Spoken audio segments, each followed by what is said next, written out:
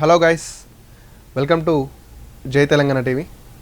Yes, so మనకి last క్లాస్లో linear అరేంజ్మెంట్లో కొన్ని ప్రాబ్లమ్స్ అయితే చూసాం.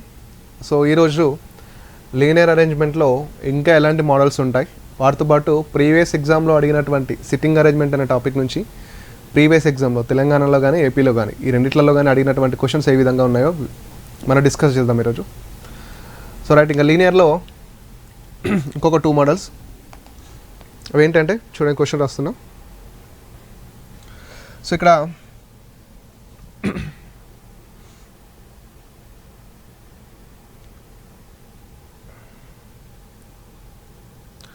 సో టోటల్ 12 పర్సన్స్ అండి, టోటల్ 12 పర్సన్స్, టోటల్ 12 పర్సన్స్. వీళ్ళు ఎలా కూర్చున్నారంటే 2 ప్యారలల్ రోస్, 2 రోస్లో కూర్చున్నారు. మనం నిన్న లాస్ట్ ప్రాబ్లంలో 8 మెంబర్స్ 2 రోస్లో 4 ఈచ్ కూర్చున్నాను రాసాం. ఈరోజు 12 పర్సన్స్ 2 రోస్. సో 2 రోస్లో రోస్కి 6 మెంబర్స్, రోస్కి 6 మెంబర్స్, రోస్కి 6 మెంబర్స్ చొప్పున కూర్చున్నారంట. ఎస్, ఇక్కడ మనకి రో 1లో, ఓకేనా, రో 1లో మనకి PQRST కూర్చున్నారు. వీళ్ళు ఎటువైపు చూస్తున్నారంటే సౌత్ వైపు చూస్తున్నారు, సౌత్. నెక్స్ట్ రో 2లో ABCDE అండ్ F కూర్చున్నారు. వీళ్ళు ఎటువైపు చూస్తున్నారంటే వీళ్ళు నార్త్ వైపుకి చూస్తున్నారు, ఓకేనా, వీళ్ళు నార్త్ వైపుకి చూస్తున్నారు. Total 12 persons 2 rows, 6 members each facing each to other. So row 1 PQRST facing south, row 2 ABCDEF facing north. Okay right, క్వశ్చన్లో ఏమంటున్నాడంటే first point, A seated third to the right of D. A seated third to the right of D. Next, neither A nor D sit extreme ends. Neither A nor D, neither A nor D sits extreme ends. Sits extreme ends. Sits extreme end. Next, T faces D. T faces D. Next, V does not face. V does not face. V does not face. Sorry, V does not sit at any extreme end. V does not sit any extreme end, comma. V is not immediate neighbor of T. V is not an immediate neighbor of T. V is not an immediate neighbor of T. Next, V does not face A. V does not face A. Yes, V does not face A. So V does not sit in extreme end. V not the immediate neighbor of T. V does not face A. Next, B sits one of the extreme end. B sits one of the extreme end. B sits one of the extreme end. Next, only 2 people sit between B and E. Only 2 people sits between B and E. Next, E does not face B. E does not face B. Next, 2 persons sits between R and Q. 2 persons sits between R and Q. Next, R is not the immediate neighbor of T. R is not the immediate neighbor of T. C does not face C does not face V. C does not face V. Next, P is not the immediate neighbor of R. P is not the immediate neighbor of R. So 12% గురించి మాడుతున్నాను వీడు. ఒకసారి points check చేస్తే A sits third to the right of D. Neither A nor D sit extreme end. T faces D. V does not face A and V does not sit any extreme end. And V not the immediate neighbor of T. Full stop. B sits one of the extreme end. Only two people sits between B and E. E does not face V. 2% sits between R and Q. R is not the immediate neighbor of T. C does not face V. P is not the immediate neighbor of R. Yes. So ఇక్కడ మనం నిన్న 8 members చేసాం. నిన్న 8 members అంటే 4 each. So ఇక్కడ 6 members. So 6 members చేసేటప్పుడు కొంచెం జాగ్రత్తగా ఉండాలండి. సో వాడ పాయింట్స్ కూడా మనకి రెగ్యులర్గా మోస్ట్లీ నెగిటివ్ పాయింట్సే ఉన్నాయి ఇక్కడ. అంటే అక్కడ కూర్చోడు ఇక్కడ కూర్చోడు అనే చెప్తున్నాడు వాడు. సో ఫస్ట్ ఇక్కడ 6 మెంబర్స్ తీసుకుంటే సో 2 3 4 5 6 మీ అందరికీ తెలుసు, లాస్ట్ క్లాస్లో చెప్పాను.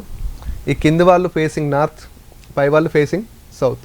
ఎందుకు ఇలా చేస్తున్నామంటే మనం టైంని తగ్గించడానికి కోసం, ఆ టైంని తగ్గించడానికి కోసమే ఇలా చేస్తాం, అంతే కదా. ఎస్. సో ఇక్కడ ఈ కింది వాళ్ళేమో నార్త్ సైడ్ చూస్తాడు, పై వాళ్ళేమో సౌత్ వైపు చూస్తారు. ఎస్. ఇక్కడ ఫస్ట్ పాయింట్ ఏమి ఇచ్చాడండి, A sits third to the right of D. A sits third to the right of D. Neither A nor D sits extreme end.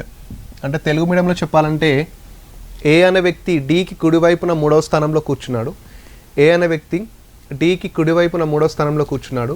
మరియు ఏ మరియు డీలు వరుసలో ఏ చివరన కూర్చోలేదు. వరుసలో ఏ చివరన కూర్చోలేదు. ఇక్కడ పాయింట్ ఏంటంటే ఫస్ట్ ఏ మరియు డీలు ఎటువైపు చూస్తున్నారు, ఏ రోలో ఉన్నారో మనకు పాయింట్ కావాలి. ఏ మరియు డీలు ఎక్కడున్నారండి, రో 2 ఫేసింగ్ నార్త్. అంటే కంపల్సరీ వాళ్ళు కిందనే ఉంటారు. సో ఇక్కడ ఏమంటున్నారంటే ఏ మరియు డీలు ఎక్కడ కూర్చోరంట, ఎక్స్ట్రీమ్ ఎండ్స్లో. అంటే ఇక్కడ ఏ మరియు డీలు కూర్చోరు, అంటే ఇక్కడ కూడా కూర్చోరు. మరి కూర్చుంటే ఏ విధంగా కూర్చుంటాడు, ఏ అనే వ్యక్తి డీకి కుడివైపున 3వ స్థానంలో.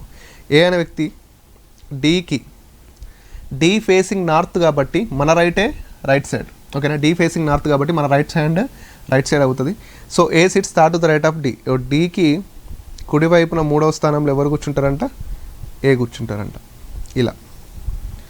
సో ఇక్కడ ఈ కింది ఉన్న 4 పొజిషన్లో డీని ఎక్కడ కూర్చోబెడితే వానికి కుడివైపున 3వ స్థానంలో ఏ కూర్చుంటాడో కావాలి. డీని ఎక్కడైతే కూర్చోబెడతామో వానికి కుడివైపున 3వ స్థానంలో ఏ కూర్చోవాలి. సపోజ్ డీని ఇక్కడ కూర్చోబెట్టావు అనుకో, డీని ఇక్కడ కూర్చోబెడితే కుడివైపున 3వ స్థానంలో ఏ కూర్చోవచ్చా, కూర్చోరాదు. డీని ఇక్కడ కూర్చోబెడితే కుడివైపున 3వ స్థానమే లేదు. డీని ఇక్కడ కూర్చోబెడితే కుడివైపున ప్లేస్ వెళ్ళలేదు. సో డీని ఇక్కడ కూర్చోబెడితే కుడివైపున 3వ స్థానంలో ఎవరు కూర్చోవచ్చు అండి, ఏ.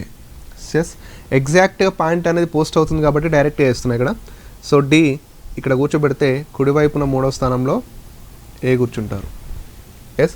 ఫస్ట్ ఆఫ్ ఆల్ మీరు ఇక్కడ వేయాల్సింది ఏంటంటే వీళ్ళిద్దరు ఎక్కడ కూర్చోరో తెలిస్తే, వీళ్ళిద్దరు ఎక్కడెక్కడ కూర్చోరో తెలిస్తే ఎక్కడ కూర్చుంటారో తెలుస్తుంది. వీళ్ళిద్దరు ఇక్కడ కడలికి అంటే సైడ్ ఎండింగ్లో కూర్చోరు కాబట్టి కూర్చుంటే మిడిల్లోనే కూర్చోవాలి. ఎలా కూర్చోవాలి మరి, ఏ అనే వ్యక్తి డీకి కుడివైపున 3వ స్థానంలో ఉండేలా కూర్చోవాలి. ఎస్. సో ఫస్ట్ పాయింట్ మనం క్లియర్గా వేసాం. నెక్స్ట్ ఏమంటున్నాడో చూద్దాం వాడు. So T faces D. T faces D అంటే టీ అనే వ్యక్తి డీకి ఎదురుగా ఉన్నాడు లేదా ఎదురుగా కూర్చొని ఉన్నాడని అర్థం దానికి. అంటే డి ఎక్కడైతే కూర్చుంటాడో వానికి ఎదురుగా ఎవరు కూర్చుంటారంట, టీ కూర్చుంటారంట. టీ అనేటోడు సౌత్ వైపే కూర్చున్నాడు కదా, అంటే పైన ఉంటాడు ఖచ్చితంగా. So T faces D. T faces D. So డీకి ఎదురుగా ఎవరు కూర్చుంటారు, టీ. మీరు ఇక్కడ కన్ఫ్యూజ్ కావద్దమ్మా, సార్ సౌత్ వాళ్ళు కింద ఉంటారు కదా అని. ఎస్, కాదు, వీళ్ళందరూ నార్త్ వైపుకి చూస్తున్నారు ఇలా. అంటే ఫేసింగ్ ఈస్ట్ ఓదర్ కాబట్టి ఈ విధంగా కూర్చుంటారు వాళ్ళు, ఓకే. సో అందుకే మీకు డైరెక్షన్స్ అనేవి ఇస్తున్నా. Yes. Next, V does not sit any extreme end. V is not the immediate neighbour of T. V does not face A. ఇక్కడ మనకి గమనిస్తే వి గురించి 3 పాయింట్లు ఇచ్చాడమ్మా. వి అనే వ్యక్తి ఫస్ట్ పాయింట్ ఏంటంటే వి అనే వ్యక్తి ఎక్కడ కూర్చోడంట, ఎక్స్ట్రీమ్ ఎండ్లో కూర్చోడంట. అంటే ఆ చివరన అయితే కూర్చోడు. వి అంటే ఎవరు, పీక్యూ, ఓకేనా. వి సో వి అనే వ్యక్తి ఎక్స్ట్రీమ్ ఎండ్లో కూర్చోడు. ఎక్స్ట్రీమ్ ఎండ్ అంటే ఎక్కడ? ఇక్కడే కదా. ఎస్, ఎక్స్ట్రీమ్ ఎండ్లో ఇక్కడ కూర్చోడు అనమాట. వి ఎక్కడెక్కడ కూర్చోడో నేను రాస్తున్నాను, వాడు చెప్పిన దాని ప్రకారం వి ఎక్స్ట్రీమ్ ఎండ్లో కూర్చోడు. Next, V is not the immediate neighbour of T. V అనే వ్యక్తి టీకి, ఓకేనా, వి అనే వ్యక్తి టీకి పక్కన కూర్చోడు, అంటే ఇక్కడ కూడా కూర్చోడు. ఎస్, వి అనే వ్యక్తి ఏని ఫేస్ చేయడంట. V does not face A, అంటే వి ఏకి ఎదురుగా కూడా కూర్చోడు. ఓకేనా, వీడు చెప్పిన ఈ పాయింట్ ప్రకారం మనం చూస్తే వి అనే వ్యక్తి ఎక్స్ట్రీమ్ ఎండ్లో కూర్చోడు, వి అనే వ్యక్తి టీ పక్కన కూర్చోడు, వి అనే వ్యక్తి టీ పక్కన కూర్చోడు, అండ్ వి అనే వ్యక్తి ఏకి ఎదురుగా కూడా కూర్చోడు. సో సింపుల్గా వి కూర్చునే ప్లేస్ ఎక్కడ ఉంది? ఇంకా ఇది ఒక్కటే కాబట్టి వి ఖచ్చితంగా ఇక్కడే కూర్చుంటాడు. సో వి ఖచ్చితంగా ఇక్కడే కూర్చుంటాడు. ఎస్, సో ఒక వ్యక్తి ఒక దగ్గర కూర్చోడు అంటే వాడి పాయింట్ని, అంటే ఇక్కడ కూర్చోడు, ఇక్కడ కూర్చోడు, ఇక్కడ కూర్చోడు, ఇక్కడ కూర్చోడు, మరి కూర్చునే ప్లేస్ ఏమున్నాయి? ఒకటే ఉంది కాబట్టి ఎస్ అక్కడే కూర్చుంటాడు. ఇంకా next, B sits one of the extreme end. అంటే బి అనేటోడు ఎటువైపు చూస్తున్నాడు చెప్పండి? ఫస్ట్ బి అనేటోడు నార్త్ వైపు చూస్తున్నాడు. ఇక్కడ ఈ పాయింట్ మీనింగ్ ఏంటంటే బి అనే వ్యక్తి వరుసలో ఏదో ఒక చివరన కూర్చుండంట. బి అనే వ్యక్తి ఈ వరుసలో ఏదో ఒక చివరన కూర్చుంటాడంట, మనకు తెలియదు. ఓకేనా, ఐదర్ బి ఇక్కడ కూర్చోవచ్చు లేదా ఇక్కడ కూర్చోవచ్చు. రైట్, మనం బి అనేవాడు లాస్ట్లో కూర్చుంటాడని రాసుకుందాం. ఓకేనా. Next, only 2 people sits between B and E. B first point ఏంటంటే బి వరుసలో ఏదో ఒక చివరన కూర్చుంటారు. సరే, ఇక్కడ పాసిబిలిటీ తీసుకోవచ్చు కదా, ఇంకో డయాగ్రామ్ వేయచ్చు కదా అంటే అలా కాకుండా ఇంకెలా చేయొచ్చు? ఇన్ని రోజులు అలానే వేసాం కదా, పాసిబిలిటీ తీసుకొని వెళ్ళేస్తాం. పాసిబిలిటీ తీసుకోకుండా కూడా మనం కొన్ని ప్రాబ్లమ్స్ సాల్వ్ చేయొచ్చు. This is the one. ఎలా అంటే మనం 2-3 పాయింట్స్ని యాడ్ చేస్తూ ఉంటే అది సాల్వ్ అయిపోతుంది. ఏంటంటే ఫస్ట్ పాయింట్ ఏంటంటే బి అనే వ్యక్తి వరుసలో ఏదో ఒక చివరన కూర్చుంటాడు. అయితే ఇక్కడన్నా కూర్చుంటాడు, ఇక్కడన్నా కూర్చుంటాడు. First point. Next, only 2 people sits between B and E. అంటే బి ఎక్కడైతే కూర్చుంటాడో అక్కడ నుంచి వాళ్ళ మధ్య, ఎవరెవరి మధ్య? బి అండ్ ఈల మధ్య 2 వ్యక్తులు కూర్చుంటారు. అది ఇలానే కూర్చోవచ్చు, ఇలానే కూర్చోవచ్చు. అంటే బి ఇక్కడ కూర్చున్నాడు అనుకో, బి ఇద్దరు ఇక్కడ ఈ కూర్చుంటాడు. ఒకవేళ బి ఇక్కడ కూర్చున్నాడు అనుకో, 2 వ్యక్తులు ఈ ఇక్కడ కూర్చుంటాడు. ఎస్, మరి ఎక్కడ కూర్చోబెట్టారు సార్ అంటే నెక్స్ట్ పాయింట్ ఒకసారి చదువుతున్నానా. ఈ అనే వ్యక్తి ఈ డస్ నాట్ ఫేస్ వి. ఈ డస్ నాట్ ఫేస్ వి. ఈ అనే వ్యక్తి వీకి ఎదురుగా కూర్చోడు. ఈ 3 పాయింట్లను నువ్వు ఒకసారి అబ్జర్వ్ చేస్తే కలిపి, ఫస్ట్ ఏంటంటే బి వరుసలో ఏదో ఒక చివరన కూర్చోవాలి, ఫస్ట్ పాయింట్. నెక్స్ట్, బి ఎక్కడైతే వరుసలో చివరన కూర్చుంటాడో బికి మరియు ఈకి మధ్య 2 వ్యక్తులు కూర్చోవాలి, సెకండ్ పాయింట్. నెక్స్ట్, ఈ అనే వ్యక్తి వీని ఫేస్ చేయొద్దు, ఈ అనే వ్యక్తి వీని ఫేస్ చేయొద్దు. ఓకేనా, రైట్. ఫస్ట్ తీసుకుంటాను, ఏమంటున్నా అంటే బి అనే వ్యక్తి వరుసలో ఏదో ఒక చివరన కూర్చుంటున్నాడు అంటే ఈ లెఫ్ట్ సైడ్లో కూర్చున్నాడు అనుకున్నా. ఎస్, ఇక్కడ కూర్చున్నాడు అనుకున్నా. సో నెక్స్ట్ పాయింట్ ఏంటి? బి మరియు వీళ్ళ మధ్య 2 వ్యక్తులు కూర్చుంటారు, అంటే 1 person 2 person, వీళ్ళిద్దరు కదా, 1 2 వీళ్ళిద్దరు. సో ఇక్కడ ఏ కూర్చున్నాడు అనుకున్నా. ఓకేనా, బి వరుసలో ఏదో ఒక చివరన కూర్చున్నాడు, బి మరియు వీళ్ళ మధ్య 2 వ్యక్తులు కూర్చున్నారు. థర్డ్ పాయింట్ ఏంటి? అక్కడ ఈ డస్ నాట్ ఫేస్ వి. ఈ అనే వ్యక్తి వీని ఫేస్ చేయొచ్చా? చేయలేదు కదా. ఇక్కడ ఈ వీని ఫేస్ చేస్తున్నాడు. వీడు ఏం చెప్పిండు? ఈ అనే వ్యక్తి డస్ నాట్ ఫేస్ వి, అంటే ఈ అనే వ్యక్తి ఖచ్చితంగా వీని ఫేస్ చేయొద్దు, అంటే ఈ అనే వ్యక్తి వీకి ఎదురుగా కూర్చోవద్దు. సో ఇదేమవుతుంది? రాంగ్. అంటే బి అనే వ్యక్తి వరుసలో ఏదో ఒక చివరన కూర్చోవాలి, ఇక్కడ కూర్చోబెడితే అవ్వడం లేదు. సో ఇక్కడ కూర్చోబెడితే బి వరుసలో ఈ చివరన కూర్చుంటే బి మరియు ఈల మధ్య ఎంతమంది వ్యక్తులు కూర్చుంటారు? 2. బి వరుసలో ఈ చివరన కూర్చున్నారు, బి మరియు ఈల మధ్య 2 వ్యక్తులు కూర్చున్నారు. ఈ అనే వ్యక్తి వీని ఫేస్ చేస్తున్నాడా? చేయడం లేదు. ఈ డస్ నాట్ ఫేస్ వి, అంటే ఈ వీకి ఎదురుగా కూర్చోవద్దు. సో కూర్చోవట్లేదు. సో సింపుల్, ఇది ఈ విధంగా చేయాలి. అంటే బి అనే వ్యక్తిని ఇక్కడ పెట్టి చూస్తే ఈ అనే వ్యక్తి వీని ఫేస్ చేస్తున్నాడు. సో రాంగ్ అది. సో బి అనే వ్యక్తిని ఇక్కడ పెట్టి చూస్తే బి మరియు వీళ్ళ మధ్య 2 వ్యక్తులు కూర్చున్నారు, మరియు ఈ అనే వ్యక్తి వీని ఫేస్ చేయడం లేదు, సింపుల్గా. Next, 2 people sits between R and Q. ఇక్కడ కూడా చూడండి, 2 people sits between R and Q. R మరియు క్యూల మధ్య 2 వ్యక్తులు కూర్చున్నారంట. అంటే ఆర్ మరియు క్యూల మధ్య 2 వ్యక్తులు కూర్చున్నారు, ఆర్ మరియు క్యూల మధ్య 2 వ్యక్తులు కూర్చున్నారు. ఈ రెండిట్లలో ఏదో ఒకటి కరెక్ట్ అవచ్చు. Next, R is not the immediate neighbour of T. R అనే వ్యక్తి టీ పక్కన కూర్చోడంట. ఆర్ అనే వ్యక్తి ఎవరు పక్కన కూర్చోడు? టీ పక్కన. టీ పక్కన అంటే ఇక్కడ ఆరు కూర్చోడు, ఇక్కడ ఆరు కూర్చోడు. ఎస్, ఇప్పుడు మనకి ఆరు కూర్చునే ప్లేసెస్ ఎన్ని ఉన్నాయో చూద్దాం. ఆర్ అనే వ్యక్తి టీ పక్కన కూర్చోడు, ఈ రెండు ప్లేసులలో కూర్చోడు. ఆర్ కూర్చునే ప్లేసెస్ ఎన్ని ఉన్నాయి? ఇంకా 2 ఉన్నాయి.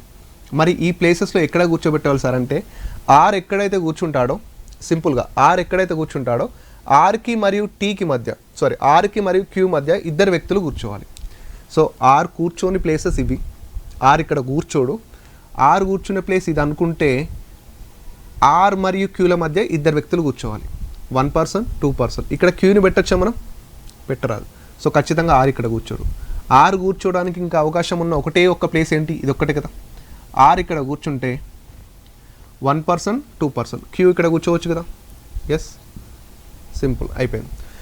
ఇక్కడ ఒకటే పాయింట్ అండి, ఒక వ్యక్తి ఒక దగ్గర కూర్చోడంటే ఎక్కడ కూర్చుంటాడు? ఎలా కూర్చుంటాడంటే ఎలా కూర్చుంటాడు? మరి ఆర్ అనే వ్యక్తి ఇక్కడ కూర్చోడు, సరే మరి ఎక్కడ కూర్చుంటాడు? ఈ రెండిట్లలో కూర్చుంటాడు. మరి ఎలా కూర్చోవాలి సార్ అంటే, ఆర్ ఈ రెండిట్లలో ఎక్కడైతే కూర్చుంటాడో ఆర్కి క్యూకి మధ్య 2 వ్యక్తులు కూర్చోవాలి. ఆర్ ఇక్కడ కూర్చుంటే క్యూ ఇక్కడ పెట్టలేం కాబట్టి ఆర్ ఇక్కడ కూర్చుంటే క్యూ ఇక్కడ పెడితే 2 వ్యక్తులు కూర్చుంటారు.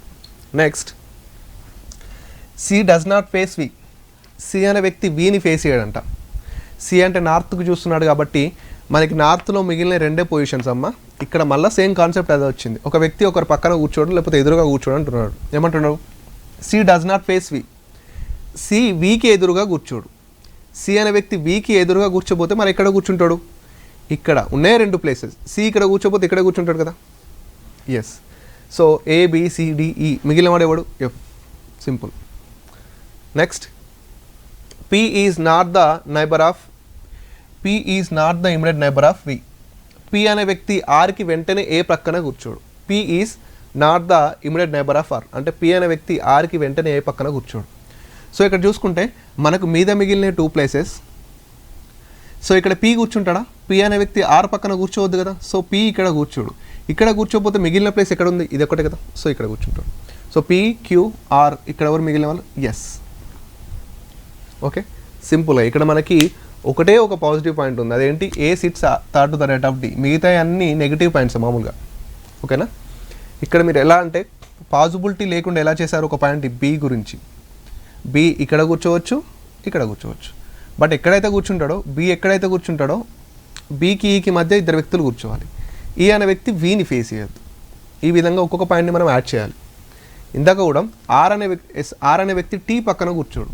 టీ పక్కన కూర్చోపోతే ఇక్కడ కూర్చునే ఛాన్స్ ఉంది కదా. ఇక్కడ కూర్చోబెడితే 1 2 ఇక్కడ మనం క్యూను కూర్చోబెట్టలేకపోయినాం. అంటే ఖచ్చితంగా ఆర్ ఇక్కడే కూర్చుంటాడు. 1 2. సో క్యూ ఇక్కడ కూర్చున్నాడు. ఆర్ మరియు క్యూ మధ్య 2 వ్యక్తులు కూర్చున్నారు. అంటే ఈ క్వశ్చన్లో మీరు నేర్చుకుంది ఏంటంటే, ఇప్పటివరకు మనం సింగిల్ పాయింట్ని చూసుకుంటూ చేసాం. ఇక్కడ ఏంటంటే ఒక 2-3 పాయింట్స్ని కలిపి పోస్ట్ చేయడం జరిగింది. ఇది మనం ఫైనల్గా నేర్చుకునేది సిట్టింగ్ అరేంజ్మెంట్లో. ఇదే ఏంటి? ఒక 2 3 4 పాయింట్స్ని కలిపి ఒకేసారి పోస్ట్ చేయడం నేర్చుకుంటే ఈజీగా అవుతుంది. టైం టేక్ ప్రాసెస్ అనేది తగ్గుతుంది. పాజిబిలిటీ కేసెస్ కూడా తగ్గుతుంది. క్లారిటీ అనేది ఎక్కువ ఉంటుంది. ఎస్. సో అందుకే ఏమంటున్నా అంటే, ఇక్కడ చూడు, వి గురించి కంటిన్యూస్గా 3 పాయింట్స్ ఇచ్చాడు. సో ఈ కంటిన్యూస్గా 3 పాయింట్స్ని మనం ఒకేసారి రేట్ చేస్తే సరిపోతుంది. ఇక్కడ బి గురించి కూడా చూడండి, బి మరియు ఈల గురించి మనకి కంటిన్యూస్గా 3 పాయింట్స్ ఇచ్చాడు. ఇగో బి పాయింట్ 1 పాయింట్, ఇక్కడ 2 పాయింట్, ఇక్కడ ఈ పాయింట్, ఇక్కడ 3 పాయింట్స్ ఇచ్చాడు. ఈ మూడింటిని మనం ఒకటేసారి రీడ్ చేయాలి. నెక్స్ట్ ఆర్ అండ్ ఆర్ గురించి కూడా కంటిన్యూస్గా మనకి 2 పాయింట్స్ ఇచ్చాడు. అంటే ఈ రెండింటిని మనం కలిపి చూడాలి.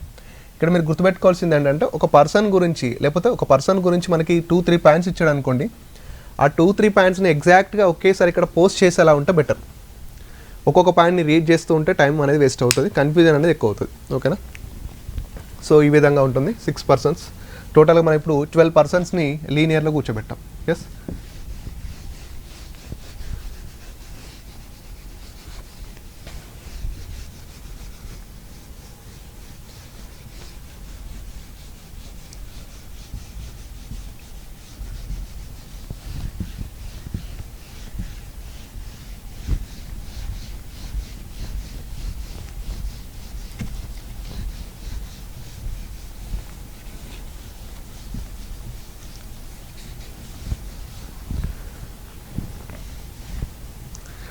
సో లీనియర్లో నెక్స్ట్ లాస్ట్ మోడల్ మనకు ఒకటి మిగిలిపోయింది, అది చేసేద్దాం. అదేంటంటే, సో ఇక్కడ 7 పీపుల్ అండి. JKLMN,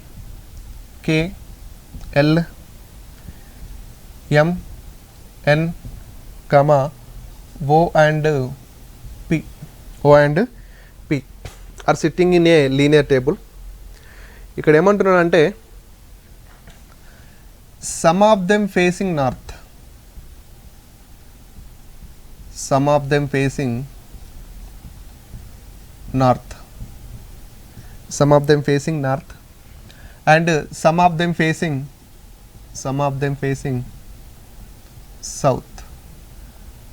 నేను చెప్పాను కదా ఫస్ట్ మనం నిన్న ఏం చేసాం, ఒక 7% ఉంటే ఇద్దరు సౌత్ వైపు చూస్తున్నారని చేసినాం. ఇప్పుడు ఏమంటున్నాడు 7% ఉన్నారు, బట్ ఇక్కడ ఎంతమంది ఎగ్జాక్ట్గా నార్త్ వైపు చూస్తున్నారు, ఎంతమంది ఎగ్జాక్ట్గా సౌత్ వైపు చూస్తున్నారో తెలియదు మనకి. సో సింపుల్ చేద్దాం. సో వీడు ఏమంటున్నాడు అంటే first point, only 2 people are sitting to the left of P. Only 2 people sitting to the left of P. Only 2 people sitting to the left of P. Left of P anta. Next, only 2 people sits between P and K. 2 people sits between P and K. 2 people sits between P and K. Next, J sits second to the left of K. J sits second to the left of K. Next time anadu, the immediate neighbors of J faces opposite direction. Yes, the immediate neighbors of J face opposite direction. ఇక్కడ షార్ట్కట్లో ఓడి అని రాస్తున్నా, opposite direction. Next, only 1 person sits between J and L. Only 1 person between J and L. Only 1 person sits between J and L. Next, O sits third to the left of L. O sits third to the left of L. O sits third to the left of L. Next, M is not the immediate neighbor of K. M is not the immediate neighbor of K. M is not the immediate neighbor of K. So both the immediate neighbors of L faces same direction. Both the immediate neighbors of L face same direction. Okay. Next, both the immediate neighbors of L face same direction. Full stop. J faces same direction as L. J faces same direction as L. J faces same direction as L. Next, N faces north. N faces north. K sits on the immediate left of N. K sits on the immediate left of N. Okay, ఒకసారి check చేద్దాం మళ్ళీ points. So ఒకటి miss అయినా మనకి problem అవుతుంది. Only 2 people are sitting left of P. 2 people sits between P and K. J sits second to the left of K. The immediate neighbors of J faces opposite direction. Next, only 1 person sits between J and L. O sits third to the left of M. M is not the immediate neighbor of K. Both the immediate neighbors of L faces same direction. Next, the last one, J faces same direction as L. L faces north. K is immediate left of N. Okay. Right. So ఇక్కడ 7% అండి, 7%. ఇక్కడ చూస్తున్నా 7%. So 2, 3, 4, 5, 6 total మనకి 7%. Okay, మీకు సర్క్యులర్లో నేను already చెప్పాను, some of the facing inside, some of them facing out side. అప్పుడు ఏం చెప్పానంటే మీకు, ఒక వ్యక్తి చూస్తే అక్కడ ఎటు చూస్తాడండి, చూస్తే ఇన్సైడ్కి చూస్తాడు, లేకపోతే అవుట్ సైడ్కి చూస్తాడు, అంతే అక్కడ. సో ఇక్కడ కూడా సేమ్ కొంతమంది నార్త్ వైపుకి చూస్తున్నారంట, కొంతమంది సౌత్ వైపుకి చూస్తున్నారు. అంటే ఇక్కడ ఒక వ్యక్తి చూస్తే ఎటేటు చూసే అవకాశాలు ఉంది, చూస్తే నార్త్ వైపు అన్న చూడొచ్చు, లేకపోతే సౌత్ వైపు అన్న చూడొచ్చు. సింపుల్ అంతే. చూస్తే నార్త్ అన్న చూడాలి, లేకపోతే సౌత్ అన్న చూడాలి. ఓకేనా? సో అదే మనకు ఉన్నటువంటి హింట్ ఇక్కడ. వీడు ఏమంటున్నాడంటే only 2 people sitting to the left of P. Only 2 people sitting to the left of P. Only 2 people sitting to the left of P. అంటే పి ఎక్కడైతే కూర్చుంటాడో వానికి ఎడమ వైపున కేవలం 2 వ్యక్తులు మాత్రమే కూర్చున్నారంట. రైట్. ఇక్కడ తెలియని పాయింట్ ఏంటంటే పి ఎటువైపు చూస్తున్నాడో నీకు తెలియదు. First point. ఓకేనా? పి ఎటువైపు చూస్తున్నాడో తెలియదు. ఒకవేళ పి చూస్తే ఎటు చూడొచ్చు, పి చూస్తే మనకి నార్త్ అన్న చూడొచ్చు, ఐదర్ ఆర్ సౌత్ అన్న చూడొచ్చు. నార్త్ వైపు చూస్తే ఒక పొజిషన్ వస్తుంది, సౌత్ వైపు చూస్తే ఒక పొజిషన్ వస్తుంది. మీరు మొత్తం కంప్లీట్గా ఈ క్వశ్చన్ని గమనిస్తే, ఈ డాటాని గమనిస్తే ఒక వ్యక్తి ఎగ్జాక్ట్గా ఒకవైపు చూస్తున్నాడని ఎక్కడ ఇవ్వలేదు, ఓన్లీ ఎన్ తప్ప. ఓకేనా? ఎవరి గురించి వాడు డిస్కస్ చేయలేదు, ఒక ఎన్ గురించి మాత్రమే నార్త్ వైపు చూస్తున్నాడని చెప్పాడు. ఓకేనా? సో ఇక్కడ ఫస్ట్ పాయింట్ మనం ఎలా తీసుకోవచ్చు అంటే, ఒకవేళ నేనేమన్నా పి ఒకవేళ చూస్తే నార్త్ వైపుకి చూస్తాడు, ఒక పి ఒకవేళ చూస్తే సౌత్ వైపు చూస్తాడు. ఓకేనా? రైట్. ఇప్పుడు మనం ఇంకొకటి తీసుకుందాం, ఎందుకంటే వీడు చూస్తే నార్త్ వైపు అని చూడాలి, లేకపోతే సౌత్ వైపు అని. సో 2, 3, 4, 5, 6, 7. ఇక్కడ ఏమంటున్నాడు, ఫస్ట్ పి నార్త్ వైపు చూసాడు అనుకున్నాను. పి నార్త్ వైపు చూసాడు అనుకో. పి నార్త్ వైపు చూస్తే ఎడమ వైపున ఎన్ని స్థానాలు ఉండాలి? 2 స్థానాలు ఉండాలి. అంటే పి నార్త్ వైపు చూస్తే ఎడమ వైపున 2 స్థానాలు ఉండాలంటే వీని పక్కన 2 స్థానాలు మిగలాలంటే వీడు ఎన్నో స్థానంలో ఉండాలి? 3వ స్థానంలో ఉండాలి. ఇక్కడ చూడు, పి ఇక్కడ పెట్టినాం అనుకో, పి నార్త్ వైపుకు చూస్తే ఎడమ వైపున 2 స్థానాలు మిగులుతాయి కదా. Only 2 people sits between, only 2 people sits left of P. అంటే ఓన్లీ కేవలం 2 వ్యక్తులు మాత్రమే పీకి ఎడమ వైపున కూర్చున్నారు, అంటే పి నార్త్ వైపుకు చూసినప్పుడు.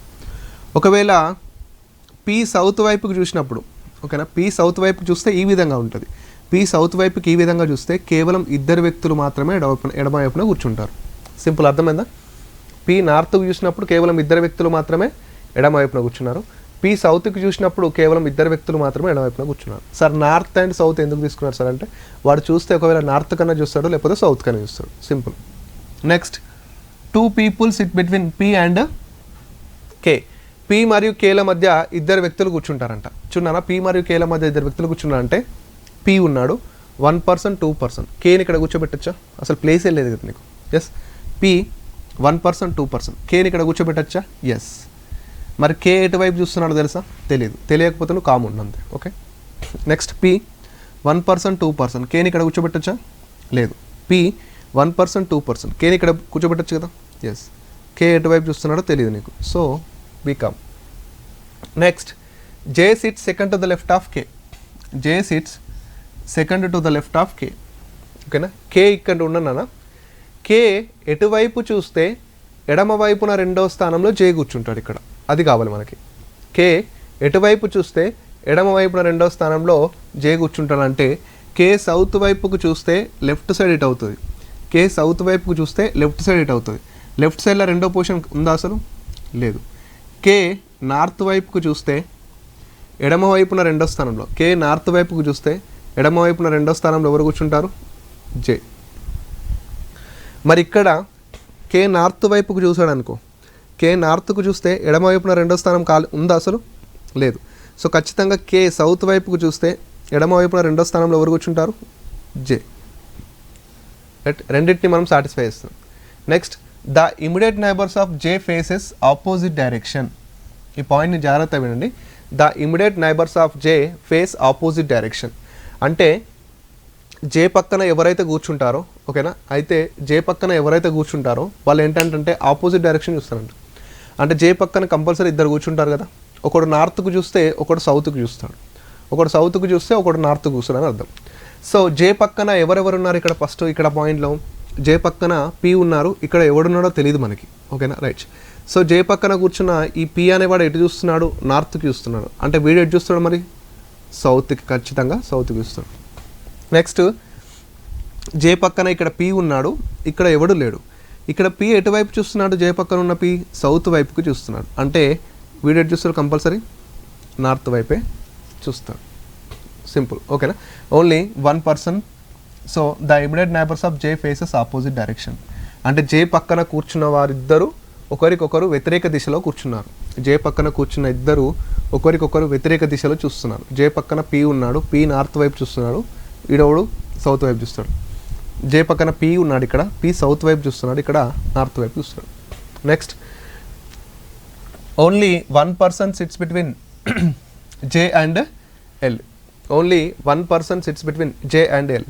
జే మరియు ఎల్ మధ్య ఒక వ్యక్తి కూర్చుంటారంట. జే మరియు ఎల్ మధ్య ఒక వ్యక్తి కూర్చుంటారంటే జే 1%, ఎల్ కూర్చోవచ్చా ఇక్కడ? జే 1% ఎల్ కూర్చోవచ్చా? కూర్చోరా. జే 1% ఎల్ కూర్చోవచ్చు కదా? ఎస్. నెక్స్ట్, జే 1% ఎల్ కూర్చోవచ్చా? కూర్చోరా. జే 1% ఎల్ కూర్చోవచ్చా? ఎస్, కూర్చోవచ్చు. నెక్స్ట్, ఓ సిట్స్ థాట్ to the left of L. O sits థాట్ to the left of L. Same point. మనం జేకే దగ్గర ఏం చేసినామో అదే ఇక్కడ వేస్తాం. ఏం చేస్తాం మరి? ఓ సిట్స్ థాట్ to the left of L అంటే ఎల్ ఇక్కడ ఉన్నాను. ఎల్ ఎటువైపు చూస్తే ఎడమ వైపున 3వ స్థానంలో ఓ కూర్చుంటాడో కావాలి. ఎల్ ఇక్కడ ఎటువైపు చూస్తున్నాడో తెలియదు. ఒకవేళ ఎటువైపు చూస్తే ఎడమ వైపున 3వ స్థానంలో ఓ కూర్చుంటాడో తెలుస్తుంది. సో ఇక్కడ ఎల్ అనే వ్యక్తి నార్త్ వైపు చూసాడు అనుకో, ఎడమ వైపున 3వ స్థానం ఖాళీ ఉందా? లేదు. సో ఎల్ ఖచ్చితంగా సౌత్ వైపుకి చూస్తాడు. ఎల్ ఖచ్చితంగా సౌత్ వైపు చూస్తాడు. ఎల్ సౌత్కు చూస్తే ఎడమ వైపున 3వ స్థానంలో ఎవరు కూర్చుంటారు? ఇక్కడ ఓ. రైట్. ఇక్కడ ఎల్ ఎటువైపు చూస్తే ఎడమ వైపున 3వ స్థానంలో ఓ కూర్చుంటాడు. ఎల్ ఇక్కడ ఎటువైపు చూడాలి మరి? ఎల్ ఇక్కడ నార్త్ వైపుకు చూస్తే ఎడమ వైపున 3వ స్థానంలో ఓ కూర్చుంటాడు. ఓకేనా. Next, M is not the immediate neighbour of K. M is not the immediate neighbour of K. ఇక్కడ చూస్తే ఎమ్ అనే వ్యక్తి కే పక్కన కూర్చోడంట. సో ఎమ్ ఇక్కడ కూర్చోడు. ఎమ్ అనే వ్యక్తి కే పక్కన కూర్చోడు అంటే మిగిలింది ఇక్కడే కదా, ఇక్కడ కూర్చుంటాడు. మిగిలిన వాడేవాడు ఎన్. నెక్స్ట్, ఎమ్ అనే వ్యక్తి కే పక్కన కూర్చోడు. కే ఇక్కడ కూర్చున్నాడు. ఎమ్ ఇక్కడ కూర్చుంటాడా? ఇక్కడ కూర్చోడు. ఇక్కడ కూర్చోపోతే ఎక్కడ కూర్చుంటాడు మరి? మిగిలింది ఇక్కడే కాబట్టి ఇక్కడ. రైట్. ఇక్కడ ఎవరు కూర్చుంటారు? మిగిలినోడు ఎన్ కాబట్టి N. Yes. So both the immediate neighbours of L faces same direction. Both the immediate neighbours of L faces same direction. అంటే ఎల్ పక్కన కూర్చున్న వారిద్దరూ ఒకే దిశను చూస్తున్నారంట. ఎల్ పక్కన కూర్చున్న వారు ఎవరైనా సరే వాళ్ళిద్దరూ ఒకే దిశను చూస్తున్నారు. సో ఎల్ పక్కన ఎవరెవరు కూర్చున్నారు? ఇక్కడ ఎల్ పక్కన పి కూర్చున్నారు, ఎం కూర్చున్నారు. ఎల్ పక్కన పి కూర్చున్నారు, ఎం కూర్చున్నారు. సో వీళ్ళిద్దరు ఒకే దిశను అంటే నార్త్ వైపు చూస్తున్నారు. ఎల్ పక్కన కూర్చున్న ఇద్దరు ఒకే దిశను అంటే ఎల్ పక్కన పి కూర్చున్నాడు. పి ఎటువైపు చూస్తున్నాడు? నార్త్. సో ఎల్ పక్కన కూర్చున్న ఎం కూడా ఎటు చూస్తాడు? నార్త్. సో ఇక్కడ చూస్తే ఎల్ పక్కన ఇద్దరు కూర్చున్నారు. ఎల్ పక్కన ఇద్దరు కూర్చున్నారు. పి ఎటు చూస్తున్నాడు? సౌత్. మరి ఎం ఎటు చూస్తాడు? South. Next, J faces same direction as L. J faces same direction as L. J అనే వ్యక్తి ఎల్ ఎటువైపు చూస్తాడో అటే చూస్తాడంట. జే అనే వ్యక్తి ఎల్ ఎటువైపు చూస్తాడో అటే చూస్తాడు. ఇక్కడ మీది పాయింట్లో ఎల్ ఎటు చూస్తున్నాడు? సౌత్కి. J faces same direction as L అంటే ఎల్ ఎటువైపు చూస్తాడో జే అటే చూస్తాడు. ఇక్కడ ఎల్ ఎటు చూస్తున్నాడు? సౌత్కి. సో జే ఎటు చూస్తాడు? సౌత్కి. నెక్స్ట్, ఇక్కడ ఎల్ ఎటు చూస్తున్నాడు? నార్త్కి. ఎల్ ఎటు చూస్తున్నాడు? నార్త్కి. సో జే ఎటు చూస్తున్నాడు? నార్త్కే చూస్తాడు. అంటే దీని మీనింగ్ ఏంటంటే జే ఎటువైపు చూస్తే ఎల్ అటువైపే చూస్తాడు అని అర్థం. J equal to L. Next, N faces north. N అనే వ్యక్తి ఎటు చూస్తారంట? నార్త్ వైపు చూస్తారంట. సో ఇక్కడ ఎన్ ఇక్కడ నార్త్, ఇక్కడ కూడా ఏంటంటే నార్త్. రైట్. అన్ని పాయింట్స్ అయిపోయినాయి సార్, అన్నీ సాటిస్ఫై అయినాయి. మరి ఏది కరెక్ట్ ఈ రెండిట్లలో అంటే మీరు ఒకసారి లాస్ట్ పాయింట్ని గమనిస్తే K is immediate left of N. K is immediate left of N. ఈ రెండిట్లలో కే అనే వ్యక్తి ఎన్కి వెంటనే ఎడమ వైపున ఎక్కడ ఉన్నాడో కావాలి. ఈ రెండిట్లలో నీకు ఇచ్చిన ఈ రెండిట్లలో కే అనే వ్యక్తి ఎన్కి వెంటనే ఎడమ వైపున ఎక్కడ కూర్చున్నాడో చూద్దాం. ఇక్కడ ఇందులో చూస్తే మనం కే అనే వ్యక్తి ఎన్కి వెంటనే ఎటువైపున కూర్చున్నాడు చెప్పండి? కే అనే వ్యక్తి ఎన్కి వెంటనే ఎటువైపున కూర్చున్నాడు? రైట్ సైడ్లో కదా. ఎందుకంటే ఎన్ ఫేసింగ్ నార్త్, ఇటు ఏమవుతుంది? రైట్ హ్యాండ్ ఉంది కాబట్టి రైట్ సైడ్ అవుతుంది. సో కే అనే వ్యక్తి ఎన్కి వెంటనే రైట్ సైడ్లో కూర్చున్నాడు కాబట్టి ఇది ఏమవుతుంది? రాంగ్. నెక్స్ట్, ఇక్కడ ఎన్ ఇక్కడ కూర్చున్నాడండి. సో ఎన్ ఫేసింగ్ నార్త్, ఇటు ఏమవుతుంది? లెఫ్ట్ హ్యాండ్ అంటే లెఫ్ట్ సైడ్ అవుతుంది. సో ఇక్కడ కే అనే వ్యక్తి ఎన్నికి వెంటనే ఎడమవైపున కూర్చున్నారు కదా. సో ఈ రెండిట్లలో చూస్తే ఇది రాంగ్, ఇదేమవుతుంది రైట్. అంటే నీకు ఇక్కడ లాస్ట్ పాయింట్ దగ్గర ఈ రెండిట్లలో ఏది కరెక్టో తెలిసిపోయింది. వితౌట్ డిస్టర్బెన్స్తోని పాజిబిలిటీ తీసుకొని చేస్తే చాలా సింపుల్. ఓకేనా. ఇక్కడ మీకు ఫస్ట్ థాట్ రావాల్సింది ఏంటి అంటే, కొంతమంది నార్త్ వైపుకి కొంతమంది సౌత్ వైపు చూస్తున్నారంటే సింపుల్. ఒక వ్యక్తి చూస్తే నార్త్ కన్నా చూస్తాడు, సౌత్ కన్నా చూస్తాడు.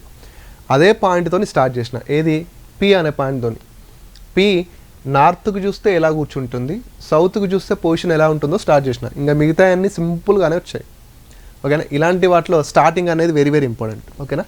సో ఇలా ఇచ్చిన మరి క్వశ్చన్స్ ఎలా అడుగుతారంటే,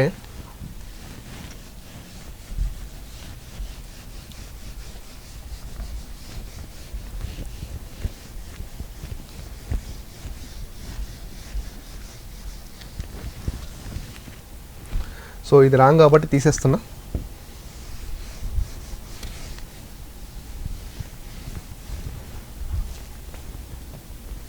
సో క్వశ్చన్స్ ఏ విధంగా అడిగే ఛాన్స్ ఉందంటే, so how many members facing south, how many members facing south. ఈ పైన ఉన్న వారిలో అంటే మనకు వచ్చినటువంటి ఇందులో సౌత్ వైపుకి ఎంతమంది ఫేస్ చేస్తున్నారన్నారు. సౌత్ వైపుకి ఎవరెవరు ఉన్నారు, ఎల్ 1, జే 2, ఓ 3. సో సింపుల్గా మనం 3 మెంబర్స్ అని ఆన్సర్ చేయాలి. ఆప్షన్లో ఎక్కడైతే 3 ఉంటుందో అది మన ఆన్సర్ అవుతుంది. Next how many members facing north అన్నాడు అనుకోండి. How many members facing north అన్నాడు అనుకోండి. ఇక్కడ ముగ్గురు, సౌత్కి ఎంతమంది, ముగ్గురు. సౌత్కి ముగ్గురు అయితే మన నార్త్కి ఎంత అవుతారు, 4 కదా. ఎస్, 1 2 3 4. సో 4. సో సౌత్ వైపు అడగచ్చు, నార్త్ వైపు అడగచ్చు. ఓకేనా. Next who is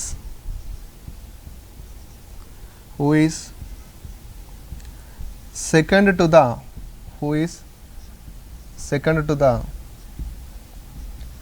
right of J. Who is second to the right of J. జేకి కుడివైపున రెండవ స్థానంలో కూర్చున్న వ్యక్తి ఎవరని అంటాడు. ఓకేనా. Who is the second to the right of J. జేకి కుడివైపున రెండవ స్థానంలో కూర్చున్న వ్యక్తి. జే ఫేసింగ్ సౌత్ అండి.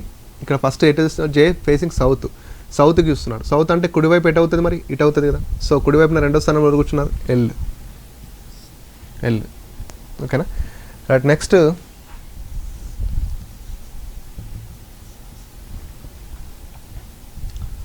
Who are the corner persons లేదా last persons in a row. Who are the last persons in a row అంటాడు. Who are the last persons in a row అంటే ఆ వరుసలో చివరన కూర్చున్న వారు ఎవరెవరు అంటే ఇక్కడ ఎవరు, ఎం అండ్ ఎన్. ఖచ్చితంగా ఎంతమంది సౌత్కి చూస్తున్నారు, ఎంతమంది నార్త్కి చూస్తున్నారు అనే క్వశ్చన్ అయితే కంపల్సరీ వస్తుంది.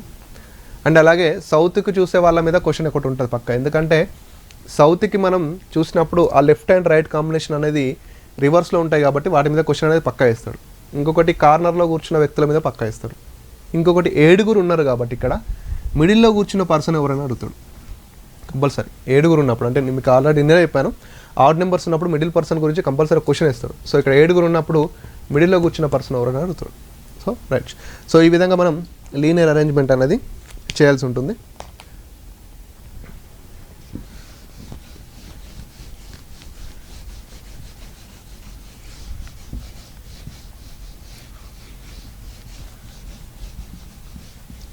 Right.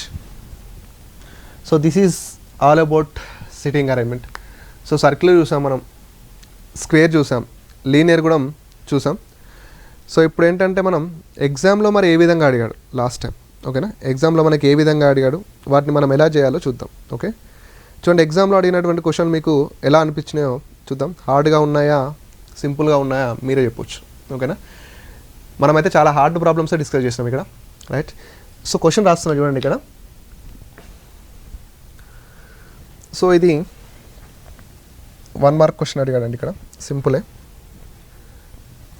So PQRST 5 persons sitting in a circular table అంట. Sitting in a circular table facing centre, circular table facing center. So P sits between T and Q. P sits between T and Q. P sits between T and Q. Next, S sits immediate left of R. S sits immediate left of R. Next, if Q sits between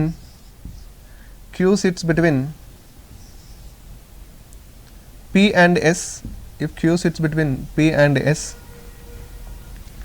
then the person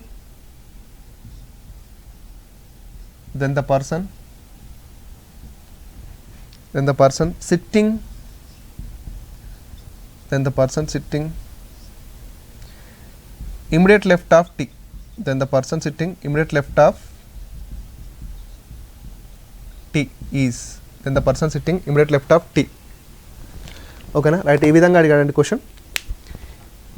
ఇది Telangana SI మెయిన్స్లో అడిగాడండి, Telangana PC మెయిన్స్లో అడిగాడు.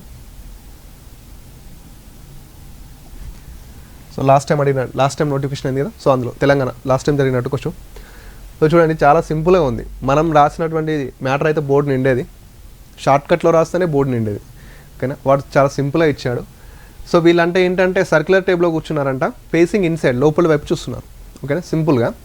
So ఎంతమంది ఉన్నారో మనం first చేయాల్సిన పని ఏంటి, ఎంతమంది ఉన్నారో కౌంట్ చేయాలి. ఓకేనా, ఎంతమంది ఉన్నారో కౌంట్ చేస్తే మనకి ఇక్కడ ఎంతమంది ఉన్నారు నాన్న, 5. 1 2 3 4 5. So 5 members only. సో సింపుల్గా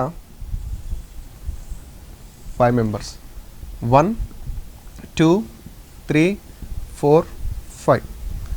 So these are all people facing center, right? These are all people facing center. So first ఏమన్నాడు, P sits between T and Q. P అనే వ్యక్తి T మరియు Q మధ్య కూర్చున్నారంట. అంటే P అనే వ్యక్తి T మరియు Q మధ్య కూర్చున్నాడంటే ఎలా కూర్చోవచ్చు, P అనే వ్యక్తి T మరియు Q మధ్య కూర్చోవచ్చు, ఇది కరెక్టే. నెక్స్ట్ P అనే వ్యక్తి T మరియు Q మధ్య కూర్చోవచ్చు, ఇది కూడా కరెక్టే కదా. నేను ఇలాంటి ప్రాబ్లం వచ్చినప్పుడు చెప్పాను ఏంటి, ఒక వ్యక్తి ఒక ఇద్దరి మధ్య కూర్చున్నాడంటే దాని స్టార్టింగ్ పాయింట్ తీసుకోవచ్చా, తీసుకోవద్దని చెప్పినా కదా, తీసుకోకు. సో ఇది వద్దు మనకి ఇప్పుడు. Next, S sits immediate left of R. S sits immediate left of R. S అనే వ్యక్తి ఆర్కి వెంటనే ఎడమ వైపున కూర్చున్నాడు. S అనే వ్యక్తి ఆర్కి వెంటనే ఎడమ వైపున కూర్చున్నాడంటే ఎస్. ఇప్పుడు సపోజ్ ఆర్ ఇక్కడ పెట్టినామనుకో, ఎవరికైతే అన్నాడో మనం తీసుకోవాలి ఆర్. ఎస్ అనే వ్యక్తి ఆర్కి వెంటనే ఎడమ వైపున. సో ఆర్ ఫేసింగ్ సెంటర్, ఆర్కి వెంటనే ఎడమ వైపున అంటే ఇక్కడే కదా, ఇక్కడ ఎవరు కూర్చుంటారు, ఎస్, ఇక్కడ ఎవరు కూర్చుంటారు, ఎస్. ఇప్పుడు చూద్దాం ఇది. సో నెక్స్ట్ పాయింట్ ఏంటి, Q sits between P and S. Q sits between P and S. Q అనే వ్యక్తి పి మరియు ఎస్ మధ్య కూర్చోవాలంట. సో క్యూ ఇక్కడ పెట్టరాదు, క్యూ ఇక్కడ పెడితే పీని ఇక్కడ పెట్టచ్చు కదా. సో క్యూని ఇక్కడ పెడితే పీని ఇక్కడ పెట్టచ్చు కదా. సో క్యూని ఇక్కడ పెడితే పీని ఇక్కడ పెట్టచ్చు. అప్పుడు Q sits between P and S. మిగిలిన వాడు ఎవడంటే టీ, ఇలా టీ. సో క్యూ అనే వ్యక్తి పి మరియు ఎస్ల మధ్య కూర్చున్నాడు. క్యూ అనే వ్యక్తి పి మరియు ఎస్ మధ్యలో కూర్చున్నాడు. ఫస్ట్ పాయింట్ చూడు, P sits between T and Q. P అనే వ్యక్తి టీ మరియు క్యూల మధ్య కూర్చున్నాడు కదా, సింపుల్గా అయిపోయింది. నువ్వు ఫస్ట్ ఈ పాయింట్ని తీసుకున్నావు అనుకో, సింపుల్గా అయిపోతుంది. నువ్వు ఇది తీసుకున్నావు అనుకో, పాసిబిలిటీ వచ్చే ఛాన్స్ ఉంటుంది. ఓకేనా, అందుకే ఎగ్జాక్ట్ పొజిషన్ ఉన్నటువంటి దీన్ని తీసుకో. ఓకేనా, ఈ విధంగా అడిగాడు. సో ఫైనల్గా క్వశ్చన్ ఏం అడిగాడంటే, then the person sitting immediate left of T, who is the person. ఓకేనా, అంటే టీకి ఇమిడియట్ లెఫ్ట్గా కూర్చున్నటువంటి వ్యక్తి ఎవరు, టీకి ఇమిడియట్ లెఫ్ట్గా కూర్చున్నటువంటి వ్యక్తి ఎవరు, టీ ఫేసింగ్ సెంటర్, టీకి ఎడమవైపు అంటే ఇటే కదా, టీకి ఎడమవైపున కూర్చున్నటువంటి వ్యక్తులు R. R is the right answer.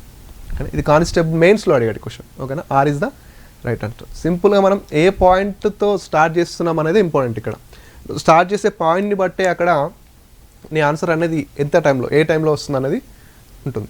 నువ్వు ఒకవేళ దీంతో స్టార్ట్ చేసావు అనుకో, చాలా పాసిబిలిటీస్ ఉంటాయి.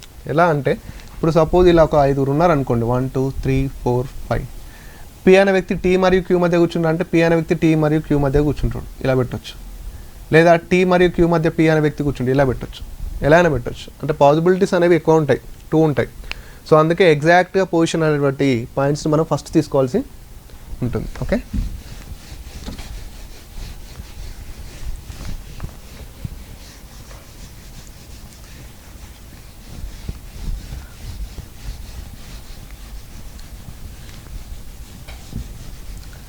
సో నెక్స్ట్ ఇంకో క్వశ్చన్ చూద్దాం. సో ఇది కూడా ఎగ్జామ్లో అడిగినటువంటి క్వశ్చనే, కొంచెం డిఫరెంట్గా ఉంది క్వశ్చన్.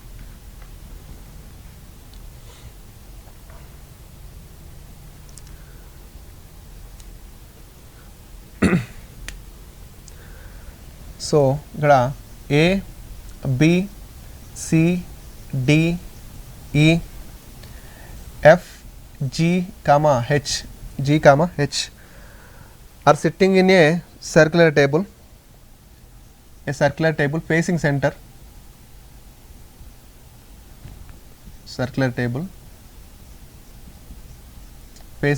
ఇక్కడ కూడా facing center.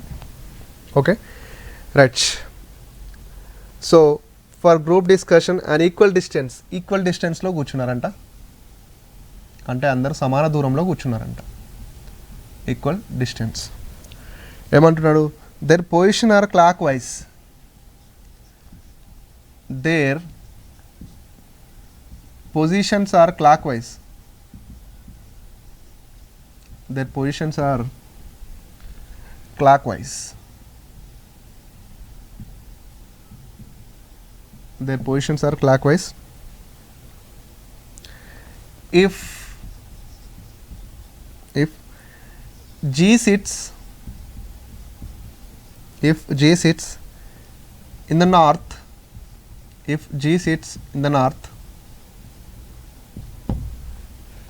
then D sits which direction? Then D sits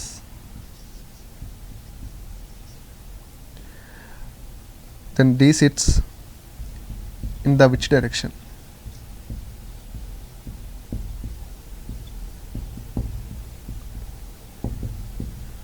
right. So ఈ విధంగా అడిగాడండి.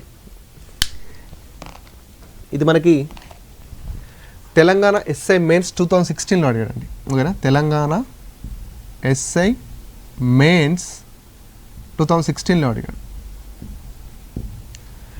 సో కాన్సెప్ట్ నుంచి వచ్చేది క్వశ్చన్లో అసలు ఇన్ఫర్మేషన్ ఏముంది సార్ అనిపిస్తుంది మీకు. క్వశ్చన్లో ఏం ఇన్ఫర్మేషన్ ఇవ్వాలి కదా, దీన్ని ఎలా వేయాలి సార్ అంటే చాలా సింపుల్. ఇక్కడ అసలు ఒక 8 మంది ఉన్నారంట, సర్క్యులర్ టేబుల్లో కూర్చున్నారు, వాళ్ళు సెంటర్ చూస్తూ కూర్చున్నారు, ఈక్వల్ డిస్టెన్స్లో కూర్చున్నారు. ఓకేనా, ఈక్వల్ డిస్టెన్స్లోనే కూర్చున్నారు. Their positions are clock అంటే వాళ్ళందరూ their positions are clock అంటే వాళ్ళ యొక్క పొజిషన్స్ అనేవి సవ్య దిశలోనే ఉన్నాయి. Their position are clock in the sense వాళ్ళ పొజిషన్స్ అనేవి సవ్య దిశలోనే ఉన్నాయి. If G sits in the north, ఒకవేళ జీ అనే వ్యక్తి ఉత్తరం వద్ద కూర్చుంటే then D sits in the which direction? Yes, ఇక్కడ నీకు గమనించాల్సిన పాయింట్ ఏంటంటే సిట్టింగ్ అరేంజ్మెంట్లో నీకు డైరెక్షన్స్ అనేవి యాడ్ అయినాయి. Yes or no? డైరెక్షన్స్ అనేవి యాడ్ అయినాయి. మనకి మామూలుగా డైరెక్షన్ చూసుకుంటే ఎలా ఉంటాయి నాన్న? సింపుల్గా డైరెక్షన్స్ అనేవి ఎలా ఉంటాయి? ఇది నార్త్, ఇది ఈస్ట్, ఇది వెస్ట్, ఇది సౌత్. Yes, 4 directions. ఇంకొంచెం సబ్ డైరెక్షన్ తీసుకుంటే ఇది నార్త్ ఈస్ట్, ఇది సౌత్ ఈస్ట్, ఇది సౌత్ వెస్ట్, ఇది నార్త్ వెస్ట్. ఎస్, ఇక్కడ టోటల్గా ఇక్కడ ఎన్ని డైరెక్షన్స్ ఉంటాయి చెప్పండి? 8 డైరెక్షన్స్ ఉంటాయి. అక్కడ ఎంతమంది ఉన్నారు? టోటల్ 8 మెంబర్స్ ఉన్నారు కదా. Yes or no? 1 2 3 4 5 6 7 8 డైరెక్షన్స్. అక్కడ కూడా 8 పర్సన్స్ ఉన్నారన్నమాట. అంటే నువ్వు ఇక్కడ నీ సర్క్యులర్లో నువ్వు డైరెక్షన్స్ యాడ్ చేయాలనుకుంటే ఎలా యాడ్ చేస్తావు చెప్పు? ఇప్పుడు ఒక సర్క్యులర్ గీస్తున్నాను, మొత్తం సర్క్యులర్ గీస్తున్నా ఇక్కడ. Yes, circular గీస్తున్నా. సో ఎంతమంది ఉన్నారు అన్నాడు? 8 మెంబర్స్ ఉన్నారు. ఈక్వల్ డిస్టెన్స్ అన్నాడు. నువ్వు దీనికి డైరెక్షన్స్ యాడ్ చేయాలంటే ఎలా యాడ్ చేస్తావు అంటే ఇదేమవుతుంది పైన ఇందాక నార్త్, ఇదేమవుతుంది ఈస్ట్, ఇదేంటి వెస్ట్, ఇదేంటి సౌత్, ఇదేంటి నార్త్ ఈస్ట్, ఇదేంటి సౌత్ ఈస్ట్, ఇదేంటి సౌత్ వెస్ట్, ఇదేంటి north west. Yes or no? ఈ విధంగానే కదా నువ్వు డైరెక్షన్స్ యాడ్ చేసేది, అంతే కదా. అంటే తెలుగులో చెప్పాలంటే ఇది ఉత్తరం, ఇది తూర్పు, ఇది పడమర, ఇది దక్షిణం. ఓకేనా, ఇది ఈశాన్యం, ఇది ఆగ్నేయం, ఇది నైరుతి, ఇది వాయువ్యం, అంతే కదా. వీళ్ళ అయితే ఇంకేమంటాడు? Their positions are clockwise. వాళ్ళు సవ్య దిశలో కూర్చున్నారు. అంటే సవ్య దిశలో అంటే ఏ తర్వాత బి, బి తర్వాత సి, సి తర్వాత డి, డి తర్వాత ఈ, ఈ తర్వాత ఎఫ్, ఎఫ్ తర్వాత జి, జి తర్వాత హెచ్, ఈ విధంగా కూర్చున్నారంట. సో ఇక్కడ జి అనే వ్యక్తి ఎక్కడ కూర్చున్నాడంట? G sits on the north. G అనే వ్యక్తి ఉత్తరం వద్ద కూర్చున్నాడంట, అంటే నార్త్ వద్ద కూర్చున్నాడంట. అంటే ఇక్కడ చూడండి, నార్త్ ఇక్కడ ఉంది, ఇక్కడ ఉందిగా, ఇక్కడ ఎవరు కూర్చుంటారు? జీ కూర్చుంటారు. ఓకేనా? వాడు ఏమంటున్నాడు? సవ్య దిశలో కూర్చున్నాడు అంటున్నాడు. అంటే ఆల్ఫాబెటిక్ ఆధారంగా, అంటే ఇక్కడ చూస్తే వీళ్ళు ABCDEF ఎలా ఉందో అలా. అంటే జీ ఇక్కడ కూర్చున్నాడండి. ఇప్పుడు క్లాక్ వైజ్ అంటే ఏంటి చెప్పండి? క్లాక్ వైజ్ అంటే మీకు ఆల్రెడీ ఫస్ట్లో చెప్పాను, ఇదే కదా క్లాక్ వైజ్. అలా కాకుంటే ఇది 12, ఇది 1, ఇది 2, 3 అయింది అనుకోండి. ఇప్పుడు 12, ఇది 12 అయింది అనుకోండి, టైం 12 అనుకో. 12 తర్వాత నెక్స్ట్ ఏమవుతుంది? 1 అవుతుందా 11 అవుతుందా? 1 కదా, అంటే ఇటే కదా. ఇది క్లాక్ వైజ్. అంటే క్లాక్ ఏ విధంగా అయితే మూవ్ అవుతుందో దాన్నే మనం క్లాక్ వై డైరెక్షన్ అంటాం. సో జీ ఉన్నారు. జీ తర్వాత క్లాక్ వై డైరెక్షన్లో ఎవరు ఉంటారండి? జీ తర్వాత ఎవరు ఉంటారు? హెచ్ కదా. Yes no? జీ తర్వాత ఎవరు ఉంటారు? హెచ్. అంతేనా? ఎస్, 2 పొజిషన్స్ వచ్చినాయి. హెచ్ అయిపోయింది కదా. అంటే ఇక్కడ ఎవరు ఉండొచ్చు చెప్పండి? ఇప్పుడు ఇక్కడ ఏతో స్టార్ట్ అవ్వచ్చు. ఇక్కడ ఏ, ఇది బి, ఇది సి, ఇది డి, ఇది ఈ, ఇది ఎఫ్, ఇది జీ, ఇది హెచ్. వీళ్ళందరూ క్లాక్ వైజ్ డైరెక్షన్లోనే కూర్చున్నారా లేదా? ఎస్. ఏ తర్వాత బి క్లాక్ వైజ్, బి తర్వాత సి క్లాక్ వైజ్, సి తర్వాత డి క్లాక్ వైజ్, డి తర్వాత ఈ క్లాక్ వైజ్, ఈ తర్వాత ఎఫ్ క్లాక్ వైజ్, ఎఫ్ తర్వాత జీ క్లాక్ వైజ్, జీ తర్వాత H clock. Yes. So this is the clock direction. అంటే వాళ్ళు ఎవరు ఎక్కడ కూర్చున్నాడో చెప్పలేదు, ఓన్లీ జీ పొజిషన్ మాత్రమే ఇచ్చిండు. జీ నార్త్లో కూర్చున్నాడని ఇచ్చిండు. జీ తర్వాత ఎవరు వస్తారు? హెచ్. హెచ్ అయిపోయింది కదా. మరి అయిపోయిందంటే ఎవరితో స్టార్ట్ అవుతుంది? మళ్ళీ ఏతోనే కదా, ఎందుకంటే ఉన్నది 8 మంది కాబట్టి.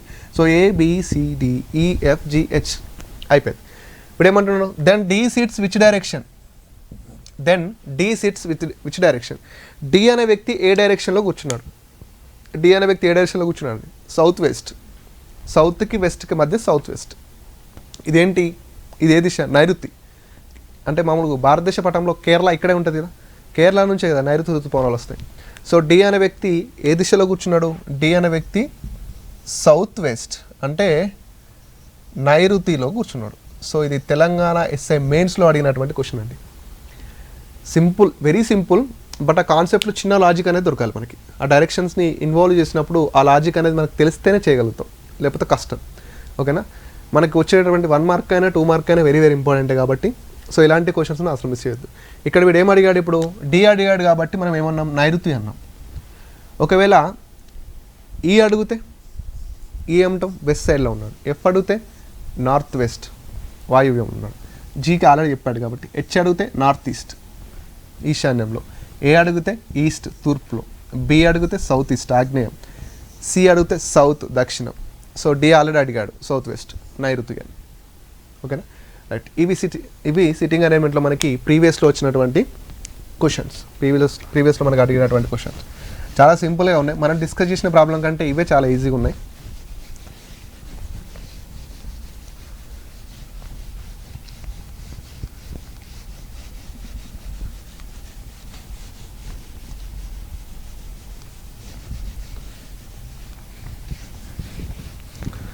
So next, so this is circular, this is sitting arrangement అండి. ఒక 2, 3, 4 క్లాసెస్ ఏమో అయినాయి. చాలా డీటెయిల్గా ఎక్స్ప్లెయిన్ చేశాను. ఎగ్జామ్లో అంత ఈజీగా వస్తే మీరు ఇంత హార్డ్గా ఎందుకు చెప్పారంటే, ఎస్ మనకి హార్డ్ ప్రిపరేషన్ ఉంటేనే ఎగ్జామ్లో ఇలాంటి క్వశ్చన్స్ ఈజీగా చేయగలుగుతాం. అంటే టైం అనేది కూడా చాలా తక్కువ పడుతుంది చేయడానికి కూడా. సో నెక్స్ట్ మనం ఏం స్టార్ట్ చేద్దామంటే, ఎస్ టైం అనేది కూడా కొంచెం తక్కువనే ఉంది కాబట్టి ఒక కొత్త టాపిక్ స్టార్ట్ చేసినా మనకి ఇప్పుడు అయిపోదు. బట్ మీకు ఒక వెరీ ఇంపార్టెంట్ ట్రిక్ అనేది చెప్తాను నేను. అది మీకు నెంబర్ సిరీస్లో కానీ నెంబర్ సిరీస్లో ఎక్కువ యూజ్ అయ్యే ఛాన్స్ ఉంటుంది. ఓకేనా? నెంబర్ సిరీస్లో ఏంటి అంటే అది root value, how to find root values. So అందరికీ క్యాలిక్యులేషన్లో రూట్ వాల్యూస్ని ఫైండ్ అవుట్ చేయడం రాదు. రూట్ వాల్యూస్ని ఫైండ్ అవుట్ చేయాలంటే మనకి డైరెక్షన్స్లో కూడా ఇంపార్టెంటే, నెంబర్ సిరీస్లో కానీ మిస్సింగ్ నెంబర్స్లో కానీ ఇదంతా రూట్ వాల్యూ అనేది చాలా ఇంపార్టెంట్. ఓకేనా? ఒక రూట్ వాల్యూ ఇచ్చినప్పుడు, ఒక రూట్ ఇచ్చినప్పుడు దాని వాల్యూ ఏంటో మనం కనుక్కోవాలి. అంటే ఎట్లా అంటే ఇప్పుడు మనకి రూట్ 25 ఉందనుకోండి, ఏమంటాం? 5 అంటాం డైరెక్ట్. ఓకేనా? మరి వాడు రూట్ 2401 ఇచ్చింది అనుకోండి, అప్పుడు ఏం చేస్తారు? ఒకవేళ రూట్ 36 ఇచ్చాడు అనుకోండి, ఏమనుకుంటాం? 6 అనుకుంటాం. ఓకేనా? రూట్ 49 ఇస్తే ఏమనుకుంటాం? 7 అనుకుంటాం. మరి రూట్ 2401 ఇచ్చాడు అనుకోండి, రూట్ 2401 ఇస్తే ఏం చేస్తాం? మరి ఏం చేయలేం కదా. సో అందుకే రైట్, ఇలాంటి రూట్ వాల్యూస్ని మనం ఏ విధంగా కనుక్కోవాలనేది చూద్దాం. రైట్. సో రూట్ వాల్యూ కనుక్కోవాలంటే ఫస్ట్ మనకి స్క్వేర్స్ అనేవి రావాలి కంపల్సరీ. స్క్వేర్స్, ఆ స్క్వేర్స్ ఎక్కడి వరకు రావాలంటే 9 వరకు వస్తే సరిపోతుంది. 9 వరకు అయితే అందరికి వచ్చేది స్క్వేర్స్ 9 వరకు. సో ఇక రాస్తున్నానండి 1 2 3 4 5 6 7 8 9.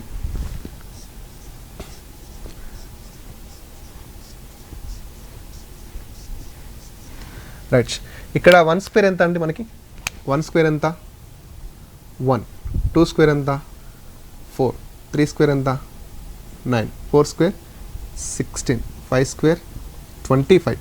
6 square 36. 7 square 49. 8 square 64. 9 square 81.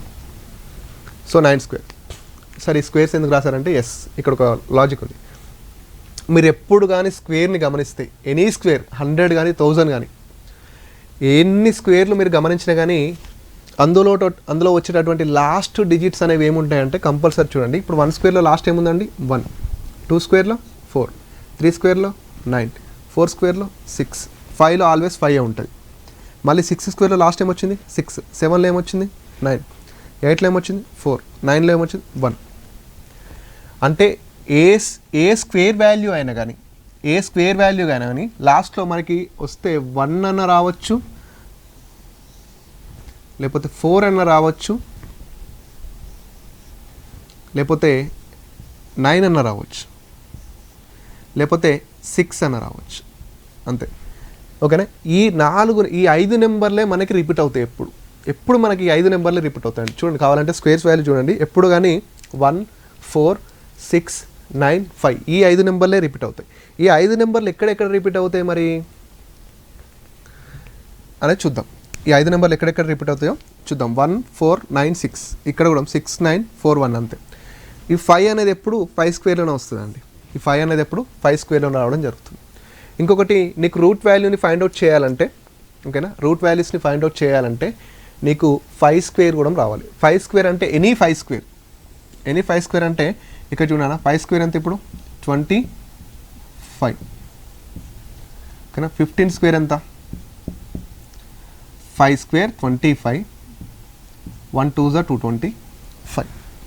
Next 25 square 625. So 35 square కావాలి మనకి. ఇక్కడ మనం కొంచెం ఆగుతాం. ఓకే, కొందరు 15 దగ్గర ఆగిపోతారు, కొందరు 25 దగ్గర ఆగిపోతారు, కొందరు 35 దగ్గర ఆగిపోతారు. 5 స్క్వేర్ ఎనీ 5 స్క్వేర్ చేయాలంటే వెరీ ఈజీ అండి. ఏం లేదు, ఫస్ట్ ఆఫ్ ఆల్ ఇక్కడ 15 అన్నప్పుడు ఏం చేసినాం? 5 5 = 25, రైట్? 5 5 = 25. నెక్స్ట్ ఇక్కడ మిగిలింది ఏంటి? 1 కదా. 1 తర్వాత వచ్చేటటువంటి నెక్స్ట్ నెంబర్తో ఇంటూ చేస్తే సరిపోతుంది. 1 తర్వాత వచ్చేటటువంటి నెక్స్ట్ నెంబర్ 1 తర్వాత వచ్చేటటువంటి నెక్స్ట్ నెంబర్ ఏంటంటే 2 కదా. 1 × 2 2 2 ఇక్కడ ఇచ్చినాం. నెక్స్ట్ ఇక్కడ 25. 5 5 ఎంత? 25. నెక్స్ట్ 2 తర్వాత వచ్చేటటువంటి నెంబర్ ఏంటి? 3. 2 తర్వాత వచ్చేటటువంటి నెంబర్ ఏంటి? 3. So 2 3 = 6, simple. నెక్స్ట్ 5 5 5 ఎంత నాన్న? 25. సో 3 తర్వాత వచ్చేటటువంటి నెంబర్ ఏంటి? 4. 3 4 = 12. నెక్స్ట్ 45. 5 5 ఎంత? 25. 4 తర్వాత వచ్చేటటువంటి నెంబర్ ఏంటి? 5. 4 5 = 20. 20 25. నెక్స్ట్ 55. 5 5 ఎంత? 25. 5 తర్వాత వచ్చేటటువంటి నెంబర్ ఏంటి? 6. 6 5 = 30. ఓకేనా? నెక్స్ట్ 65. 5 5 ఎంత? 25. 6 7 ఎంత? ఓకేనా? 6 7 42. 7 42. సో 42 42 5 42 25. నెక్స్ట్ 75 స్క్వేర్ అన్నాం అనుకో. 5 5 ఎంత? 25. 7 తర్వాత నెక్స్ట్ వచ్చినప్పుడు 8. సో 56. 756. నెక్స్ట్ 85. 5 5 ఎంత? 25. 8 తర్వాత వచ్చేటటువంటి నెక్స్ట్ నెంబర్ ఏంటి? 9. 8 9 = 72. నెక్స్ట్ 95 చూసినాం అనుకో. 5 5 ఎంత నాన్న? 25. 9 తర్వాత వచ్చేటటువంటి నెక్స్ట్ నెంబర్ ఏంటి? 10. 90. ఎస్, అంటే ఈ విధంగా మనకి 5 స్క్వేర్స్ అనేవి చాలా ఈజీగా ఫైండ్ అవుట్ చేయొచ్చండి. ఓకేనా? ఏం లేదు, సింపుల్గా 5కి 25.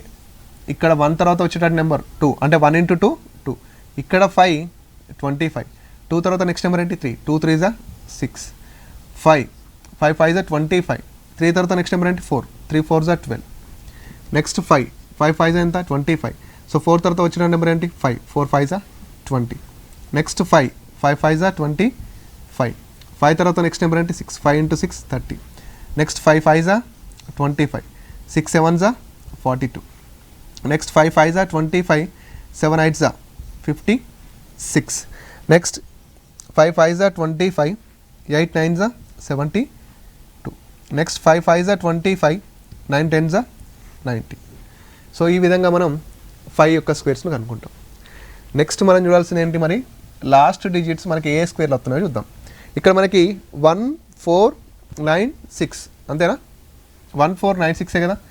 మనకు వస్తే లాస్ట్ స్క్వేర్లో లాస్ట్ డిజిట్ వస్తే 1 అన్న రావాలి, లేకపోతే 4 అన్న రావాలి, లేకపోతే 9 అన్న రావాలి, లేకపోతే 6 అన్న రావాలి. అంతే, ఈ 4 నెంబర్లే వస్తాయి స్క్వేర్లో. ఈ 4 నెంబర్లు చూడండి, 1 4 9 6 6 9 4 1. ఈ లాస్ట్ డిజిట్ 1 వచ్చే ఛాన్స్ ఉన్నటువంటి స్క్వేర్స్ ఏంటి నాన్న చెప్పండి. లాస్ట్ డిజిట్ 1 వచ్చేటటువంటి ఛాన్స్ ఉన్న స్క్వేర్ ఏంటి, 1 స్క్వేర్ ఒకటి, 9 స్క్వేర్ ఒకటి, అంతేనా.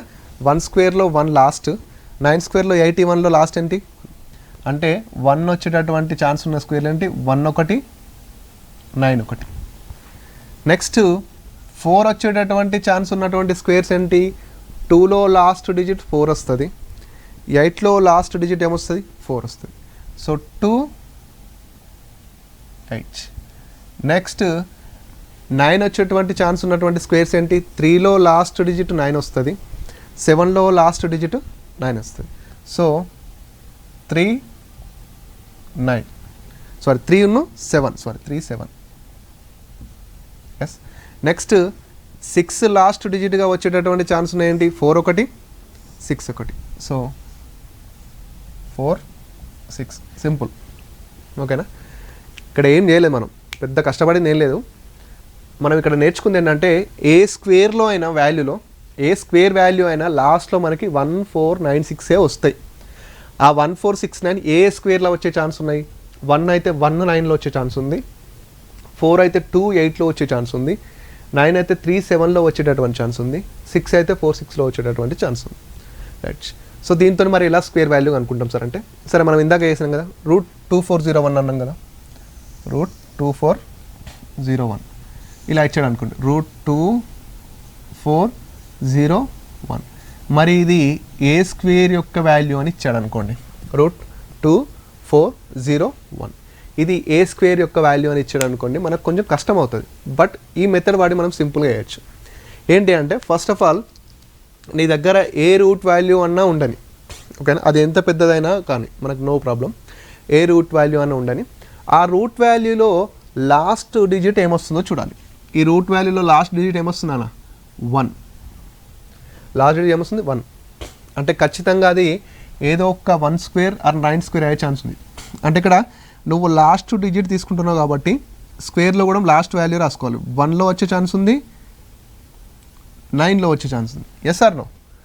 మనకి స్క్వేర్లో లాస్ట్ 1 వచ్చేది ఎక్కడెక్కడ రావచ్చు, 1 స్క్వేర్లో 9 స్క్వేర్లో రావచ్చు కదా. ఎస్, నేను ఇక్కడ లాస్ట్లో 1 ఉంది కాబట్టి 1 రాసిన 9 రాసిన సింపుల్గా. ఎస్. సో మనం స్క్వేర్ చేస్తున్నాం కాబట్టి 2 వాల్యూస్ని కట్ చేయు, లాస్ట్ 2 వాల్యూస్ని కట్ చేయు. నీకు ఎంత మిగిలింది ఇక్కడ 24, ఎంత మిగిలింది 24 మిగిలింది. ఈ 24 అనేది ఓకేనా, ఈ 24 అనేది ఏ స్క్వేర్కి దగ్గర ఉంటుందో చూడాలి. ఓకేనా. 24 అనేది ఏ స్క్వేర్కి దగ్గర ఉంటుందండి, 4 స్క్వేర్ 16, 5 స్క్వేర్ 25 అంతేనా. అంటే వీళ్ళిద్దరి మధ్య ఉంటుంది కదా 4 స్క్వేర్కి 5 స్క్వేర్కి. 4 స్క్వేర్ ఏమో 16, 5 స్క్వేర్ ఏమో 25. మన దగ్గర ఉంది ఎంత 24. ఒకవేళ 5 తీసుకున్నాం అనుకోండి 25, అంటే 24 కంటే ఎక్కువ ఉంది కాబట్టి తీసుకోకూడదు. ఎప్పుడు కానీ ఇది ఏ స్క్వేర్కు దగ్గర ఉందో తెలుసుకోవాలంటే ఎప్పుడు కానీ ఒక నెంబరు 2 స్క్వేర్లకు దగ్గర ఉంటుందండి. బాగా గుర్తుపెట్టుకోండి, ఎప్పుడు కానీ ఒక నెంబర్ 2 స్క్వేర్లకు దగ్గరగా ఉంటుంది. ఎక్కువ ఉందనుకోండి తీసుకోవద్దు, తక్కువ ఉన్న దాంట్లోనే తీసుకోవాలి. అంటే 24 ఉందనుకోండి 4 5కి దగ్గరగా ఉంది. ఇక్కడ 5 స్క్వేర్ ఎంత 25 కదా, సో దీన్ని తీసుకోకూడదు.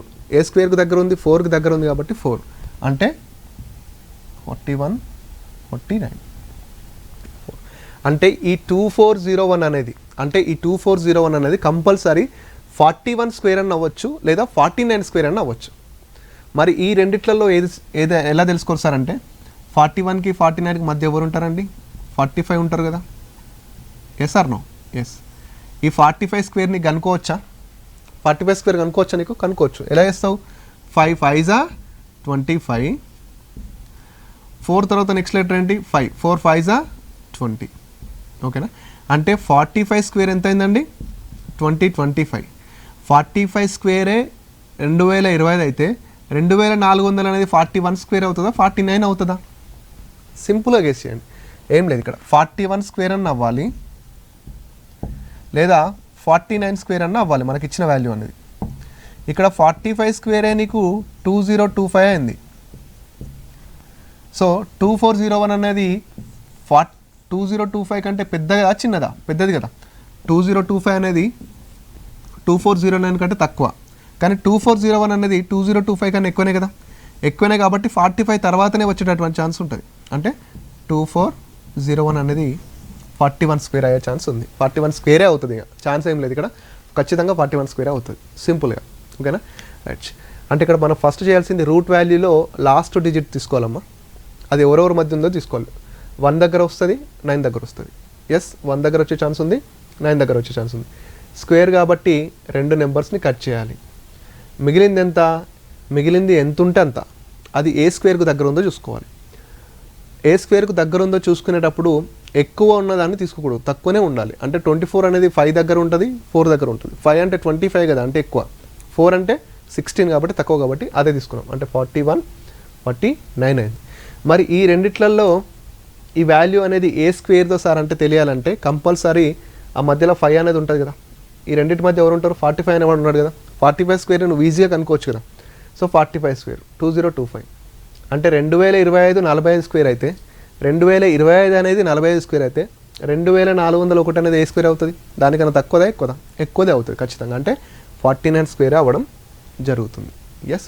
సో ఈ విధంగా మనం స్క్వేర్ వాల్యూస్ని అయితే రూట్ వాల్యూస్ని ఈ విధంగా ఈజీగా ఫైండ్ అవుట్ చేయొచ్చు. ఓకేనా? సింపుల్ అండి. డిజిట్స్ తీసుకోవాలి. ఫస్ట్ లాస్ట్ డిజిట్ కనుక్కోవాలి. ఓకేనా? నేను ఇది రఫ్ చేస్తున్నా, ఒక్క నిమిషం.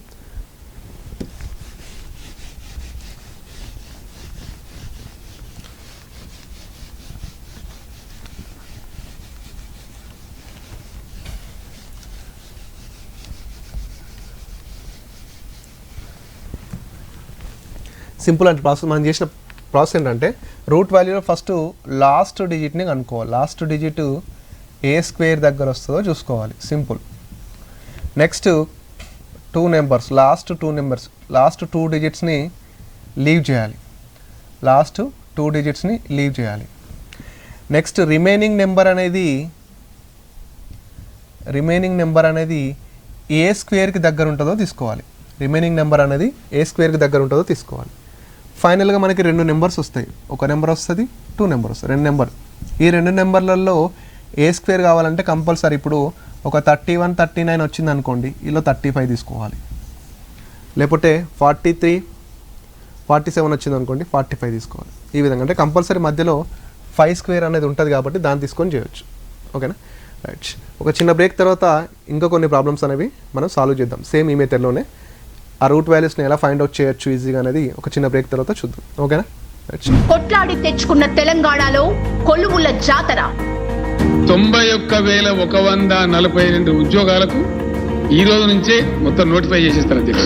80,039 ఉద్యోగాలకు తక్షణం ఈ రోజు నుంచే సంబంధిత శాఖల నోటిఫికేషన్లు ఇష్యూ అయితే అధ్యక్ష. నోటిఫికేషన్లకే పరిమితం కాదు, ప్రభుత్వ సహకారంతో సహకారంతో ముఖ్యమంత్రి గారి కోరిక మేరకు ఒక మంచి కోచింగ్లో అనుభవం ఉన్నటువంటి అధ్యాపకులచే బ్రహ్మాండమైనటువంటి కోచింగ్ రోజుపడం అనేది చాలా ఇష్టం. దీన్ని అందరూ ఉపయోగించుకోవాలి. బీసీ అభ్యర్థుల అభ్యున్నతికి ప్రభుత్వ తాపత్రయం. మా బీసీ బిడ్డలకు ఎస్సీ ఎస్టీ ఆ నియోజకవర్గంలో మా బడుగు బలహీన వర్గ బిడ్డలకే ఎక్కువ ఉద్యోగాలు వచ్చే అవకాశం. బీసీ సంక్షేమ శాఖ ఆధ్వర్యంలో బీసీ వెల్ఫేర్ డిపార్ట్మెంట్ అన్ని దాని రిజిస్ట్రేషన్ స్టార్ట్ అవుతాయి. ఆన్లైన్లో రిజిస్ట్రేషన్ చేసుకోవాలా? బీసీ స్టడీ సర్కిల్ పర్యవేక్షణలో త్వరలో 1,00,000 మందికి ఆన్లైన్, ఆఫ్లైన్ మరియు శాటిలైట్ ఛానళ్ల ద్వారా కోచింగ్ ఇవ్వబడుతుంది. ప్రచార మాధ్యమాల ద్వారా ఉన్నత ఉచిత శిక్షణ. జై తెలంగాణ టీవీ సమర్పణలో ఉచిత శిక్షణ తరగతుల ప్రత్యక్ష ప్రసారం ప్రతిరోజు ఉదయం 11 గంటల నుంచి మధ్యాహ్నం 12:30 వరకు వీక్షించండి, విజయం సాధించండి. కొట్లాడి తెచ్చుకున్న తెలంగాణలో కొలువుల జాతర. 91,142 ఉద్యోగాలకు ఈ రోజు నుంచే మొత్తం నోటిఫై చేసేస్తారు అధ్యక్ష. 80,039 ఉద్యోగాలకు తక్షణం ఈ రోజు నుంచే సంబంధిత శాఖల నోటిఫికేషన్లు ఇష్యూ అయితే అధ్యక్ష. నోటిఫికేషన్లకే పరిమితం కాదు, ప్రభుత్వ సహకారంతో, విజన్ సహకారంతో ముఖ్యమంత్రి గారి కోరిక మేరకు ఒక మంచి కోచింగ్లో అనుభవం ఉన్నటువంటి అధ్యాపకులచే బ్రహ్మాండమైనటువంటి కోచింగ్ రోజు ఇవ్వడం అనేది చాలా ఇష్టం. దీన్ని అందరూ ఉపయోగించుకోవాలి. బీసీ అభ్యర్థుల అభ్యున్నతికి ప్రభుత్వ తాపత్రయం. మా బీసీ బిడ్డలకు ఎస్సీ ఎస్టీ ఆ రిజర్వ్ మా బడుగు బలహీన వర్గ బిడ్డలకే ఎక్కువ ఉద్యోగాలు వచ్చే అవకాశం. బీసీ సంక్షేమ శాఖ ఆధ్వర్యంలో బీసీ వెల్ఫేర్ డిపార్ట్మెంట్ అన్ని దాని రిజిస్ట్రేషన్ స్టార్ట్ అవుతాయి. ఆన్లైన్లో రిజిస్ట్రేషన్ చేసుకోవాలా? బీసీ స్టడీ సర్కిల్ పర్యవేక్షణలో త్వరలో 1,00,000 మందికి ఆన్లైన్, ఆఫ్లైన్ మరియు శాటిలైట్ ఛానళ్ల ద్వారా కోచింగ్ ఇవ్వబడుతుంది. ప్రచార మాధ్యమాల ద్వారా ఉన్నత ఉచిత శిక్షణ. జై తెలంగాణ టీవీ సమర్పణలో ఉచిత శిక్షణ తరగతుల ప్రత్యక్ష ప్రసారం ప్రతిరోజు ఉదయం 11 గంటల నుంచి మధ్యాహ్నం 12:30 వరకు వీక్షించండి, విజయం సాధించండి. కొట్లాడి తెచ్చుకున్న తెలంగాణలో కొలువుల జాతర. 91,142 ఉద్యోగాలకు ఈ రోజు నుంచే మొత్తం నోటిఫై చేసేస్తారు అధ్యక్ష. 80,039 ఉద్యోగాలకు తక్షణం ఈ రోజు నుంచే సంబంధిత శాఖల నోటిఫికేషన్లు ఇష్యూ అయితే అధ్యక్ష. నోటిఫికేషన్లకే పరిమితం కాదు, ప్రభుత్వ సహకారంతో, విజన్ సహకారంతో ముఖ్యమంత్రి గారి కోరిక మేరకు ఒక మంచి కోచింగ్లో అనుభవం ఉన్నటువంటి అధ్యాపకులచే బ్రహ్మాండమైనటువంటి కోచింగ్ రోజు ఇవ్వడం అనేది చాలా ఇష్టం. దీన్ని అందరూ ఉపయోగించుకోవాలి. బీసీ అభ్యర్థుల అభ్యున్నతికి ప్రభుత్వ తాపత్రయం. మా బీసీ బిడ్డలకు ఎస్సీ ఎస్టీ ఆ రిజర్వ్ మా బడుగు బలహీన వర్గ బిడ్డలకే ఎక్కువ ఉద్యోగాలు వచ్చే అవకాశం. బీసీ సంక్షేమ శాఖ ఆధ్వర్యంలో బీసీ వెల్ఫేర్ డిపార్ట్మెంట్ అన్ని దాని రిజిస్ట్రేషన్ స్టార్ట్ అవుతాయి. ఆన్లైన్లో రిజిస్ట్రేషన్ చేసుకోవాలా? బీసీ స్టడీ సర్కిల్ పర్యవేక్షణలో త్వరలో 1,00,000 మందికి ఆన్లైన్, ఆఫ్లైన్ మరియు శాటిలైట్ ఛానళ్ల ద్వారా కోచింగ్ ఇవ్వబడుతుంది. ప్రచార మాధ్యమాల ద్వారా ఉన్నత ఉచిత శిక్షణ. జై తెలంగాణ టీవీ సమర్పణలో ఉచిత శిక్షణ తరగతుల ప్రత్యక్ష ప్రసారం ప్రతిరోజు ఉదయం 11 గంటల నుంచి మధ్యాహ్నం 12:30 వరకు వీక్షించండి, విజయం సాధించండి. కొట్లాడి తెచ్చుకున్న తెలంగాణలో కొలువుల జాతర. 91,142 ఉద్యోగాలకు ఈ రోజు నుంచే మొత్తం నోటిఫై చేసేస్తారు అధ్యక్ష. 80,039 ఉద్యోగాలకు తక్షణం ఈ రోజు నుంచే సంబంధిత శాఖల నోటిఫికేషన్లు ఇష్యూ అయితే అధ్యక్ష. నోటిఫికేషన్లకే పరిమితం కాదు, ప్రభుత్వ సహకారంతో, విజన్ సహకారంతో ముఖ్యమంత్రి గారి కోరిక మేరకు ఒక మంచి కోచింగ్లో అనుభవం ఉన్నటువంటి అధ్యాపకులచే బ్రహ్మాండమైనటువంటి కోచింగ్ రోజు ఇవ్వడం అనేది చాలా ఇష్టం. దీన్ని అందరూ ఉపయోగించుకోవాలి. బీసీ అభ్యర్థుల అభ్యున్నతికి ప్రభుత్వ తాపత్రయం. మా బీసీ బిడ్డలకు ఎస్సీ ఎస్టీ ఆ రిజర్వ్ మా బడుగు బలహీన వర్గ బిడ్డలకే ఎక్కువ ఉద్యోగాలు వచ్చే అవకాశం. బీసీ సంక్షేమ శాఖ ఆధ్వర్యంలో బీసీ వెల్ఫేర్ డిపార్ట్మెంట్ అన్ని దాని రిజిస్ట్రేషన్ స్టార్ట్ అవుతాయి. ఆన్లైన్లో రిజిస్ట్రేషన్ చేసుకోవాలా? బీసీ స్టడీ సర్కిల్ పర్యవేక్షణలో త్వరలో 1,00,000 మందికి ఆన్లైన్, ఆఫ్లైన్ మరియు శాటిలైట్ ఛానళ్ల ద్వారా కోచింగ్ ఇవ్వబడుతుంది. ప్రచార మాధ్యమాల ద్వారా ఉన్నత ఉచిత శిక్షణ. జై తెలంగాణ టీవీ సమర్పణలో ఉచిత శిక్షణ తరగతుల ప్రత్యక్ష ప్రసారం ప్రతిరోజు ఉదయం 11 గంటల నుంచి మధ్యాహ్నం 12:30 వరకు వీక్షించండి, విజయం సాధించండి. కొట్లాడి తెచ్చుకున్న తెలంగాణలో కొలువుల జాతర. 91,142 ఉద్యోగాలకు ఈ రోజు నుంచే మొత్తం నోటిఫై చేసేస్తారు అధ్యక్ష. 80,039 ఉద్యోగాలకు తక్షణం ఈ రోజు నుంచే సంబంధిత శాఖలకు నోటిఫికేషన్లు ఇష్యూ అయితే అధ్యక్ష. నోటిఫికేషన్లకే పరిమితం కాదు, ప్రభుత్వ సహకారంతో బీసీఎం సహకారంతో ముఖ్యమంత్రి గారి కోరిక మేరకు ఒక మంచి కోచింగ్లో అనుభవం ఉన్నటువంటి అధ్యాపకులచే బ్రహ్మాండమైనటువంటి కోచింగ్ నిర్వహించడం అనేది చాలా ఇష్టం. దీన్ని అందరూ ఉపయోగించుకోవాలి. బీసీ అభ్యర్థుల అభ్యున్నతికి ప్రభుత్వ తాపత్రయం. మా బీసీ బిడ్డలకు ఎస్సీ ఎస్టీ నియామకంలో మా బడుగు బలహీన వర్గ బిడ్డలకే ఎక్కువ ఉద్యోగాలు వచ్చే అవకాశం. బీసీ సంక్షేమ శాఖ ఆధ్వర్యంలో బీసీ వెల్ఫేర్ డిపార్ట్మెంట్ సంబంధించిన అన్ని దాని కూడా రిజిస్ట్రేషన్ స్టార్ట్ అవుతాయి. ఆన్లైన్లో రిజిస్ట్రేషన్ చేసుకోవాలా. బీసీ స్టడీ సర్కిల్ పర్యవేక్షణలో త్వరలో 1,00,000 మందికి ఆన్లైన్, ఆఫ్లైన్ మరియు శాటిలైట్ ఛానళ్ల ద్వారా కోచింగ్ ఇవ్వబడుతుంది. ప్రచార మాధ్యమాల ద్వారా ఉన్నత ఉచిత శిక్షణ. జై తెలంగాణ టీవీ సమర్పణలో ఉచిత శిక్షణ తరగతుల ప్రత్యక్ష ప్రసారం ప్రతిరోజు ఉదయం 11 గంటల నుంచి మధ్యాహ్నం 12:30 వరకు వీక్షించండి, విజయం సాధించండి. కొట్లాడి తెచ్చుకున్న తెలంగాణలో కొలువుల జాతర. 91,142 ఉద్యోగాలకు ఈ రోజు నుంచే మొత్తం నోటిఫై చేసేస్తారు అధ్యక్ష. 80,039 ఉద్యోగాలకు తక్షణం ఈ రోజు నుంచే సంబంధిత శాఖలకు నోటిఫికేషన్లు ఇష్యూ అయితే అధ్యక్ష. నోటిఫికేషన్లకే పరిమితం కాదు, ప్రభుత్వ సహకారంతో బీసీఎం సహకారంతో ముఖ్యమంత్రి గారి కోరిక మేరకు ఒక మంచి కోచింగ్లో అనుభవం ఉన్నటువంటి అధ్యాపకులచే బ్రహ్మాండమైనటువంటి కోచింగ్ నిర్వహించడం అనేది చాలా ఇష్టం. దీన్ని అందరూ ఉపయోగించుకోవాలి. బీసీ అభ్యర్థుల అభ్యున్నతికి ప్రభుత్వ తాపత్రయం. మా బీసీ బిడ్డలకు ఎస్సీ ఎస్టీ నియామకంలో మా బడుగు బలహీన వర్గ బిడ్డలకే ఎక్కువ ఉద్యోగాలు వచ్చే అవకాశం. బీసీ సంక్షేమ శాఖ ఆధ్వర్యంలో బీసీ వెల్ఫేర్ డిపార్ట్మెంట్ సంబంధించిన అన్ని దాని కూడా రిజిస్ట్రేషన్ స్టార్ట్ అవుతాయి. ఆన్లైన్లో రిజిస్ట్రేషన్ చేసుకోవాలా. బీసీ స్టడీ సర్కిల్ పర్యవేక్షణలో త్వరలో 1,00,000 మందికి ఆన్లైన్, ఆఫ్లైన్ మరియు శాటిలైట్ ఛానళ్ల ద్వారా కోచింగ్ ఇవ్వబడుతుంది. ప్రచార మాధ్యమాల ద్వారా ఉన్నత ఉచిత శిక్షణ. జై తెలంగాణ టీవీ సమర్పణలో ఉచిత శిక్షణ తరగతుల ప్రత్యక్ష ప్రసారం ప్రతిరోజు ఉదయం 11 గంటల నుంచి మధ్యాహ్నం 12:30 వరకు వీక్షించండి, విజయం సాధించండి.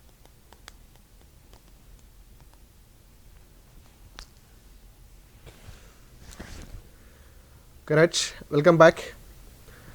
సో రూట్ వాల్యూస్ని ఎలా ఫైండ్ అవుట్ చేయాలో ఆ ట్రిక్స్ అయితే మనం నేర్చుకున్నాం కదా. సో కొన్ని ప్రాక్టీస్ చేద్దాం మనం. సో ఒక 5 క్వశ్చన్స్ అయితే ఉన్నాయి. సో వీటిలో కూడా మనకి ఆ ఫార్ములా అనేది ఆ ట్రిక్ అనేది యూజ్ అవుతుందా లేదా అనేది చూద్దాం. సో ఫస్ట్ ఒక్కొక్కదాన్ని డిస్కస్ చేద్దామండి. ఫస్ట్ ఏముందంటే √3969. ఓకేనా. ఫస్ట్ ఏముంది, √3969 ఉంది. ఫస్ట్ √3969. ఓకే. సో నేను ఫస్ట్ ఏం చెప్పాను, లాస్ట్ డిజిట్స్ చూడాలని చెప్పాను.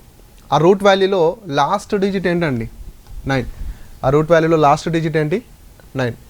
ఈ 9 అనేది ఎక్కడెక్కడ వచ్చే ఛాన్స్ ఉంది, 3 స్క్వేర్లో 9 వస్తుంది, 7 స్క్వేర్లో కూడా 9 వస్తుంది. అంతేనా. 3 స్క్వేర్లో 3 3 9 లాస్ట్లో వస్తుంది.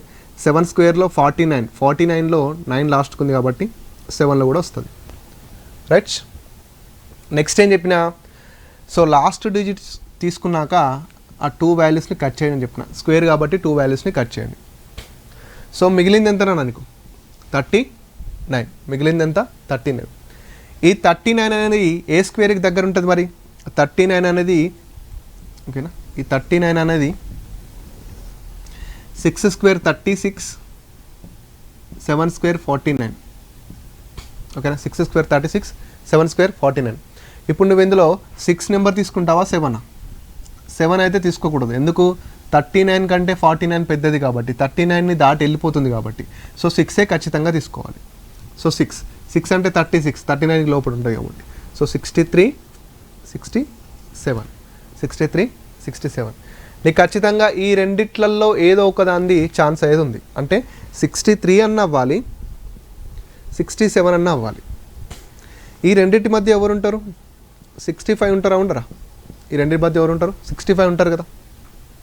ఆ రెండింటి మధ్య ఖచ్చితంగా 65 స్క్వేర్ ఉంటుంది. 65 యొక్క స్క్వేర్ నీకు కనుక్కోవచ్చా?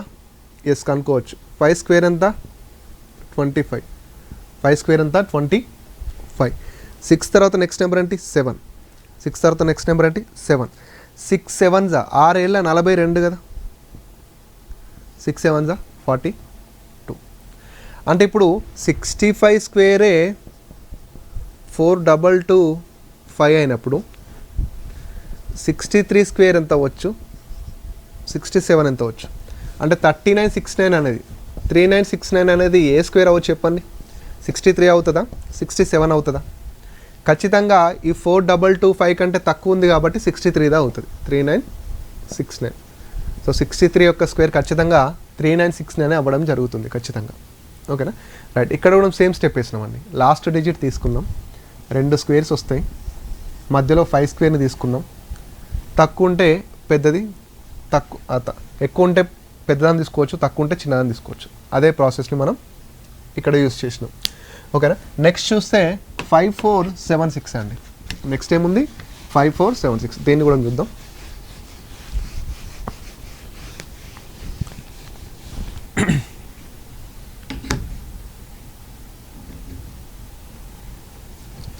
సో రూట్ 5476, 5476 లాస్ట్ ఎంత ఉంది 6. లాస్ట్ 6 అంటే నీకు ఎక్కడెక్కడ వచ్చే ఛాన్స్ ఉంది? 4 4s 16, 8 8s 4 4s 16, 8 8s 64, 6 6s 36 కదా. ఎస్.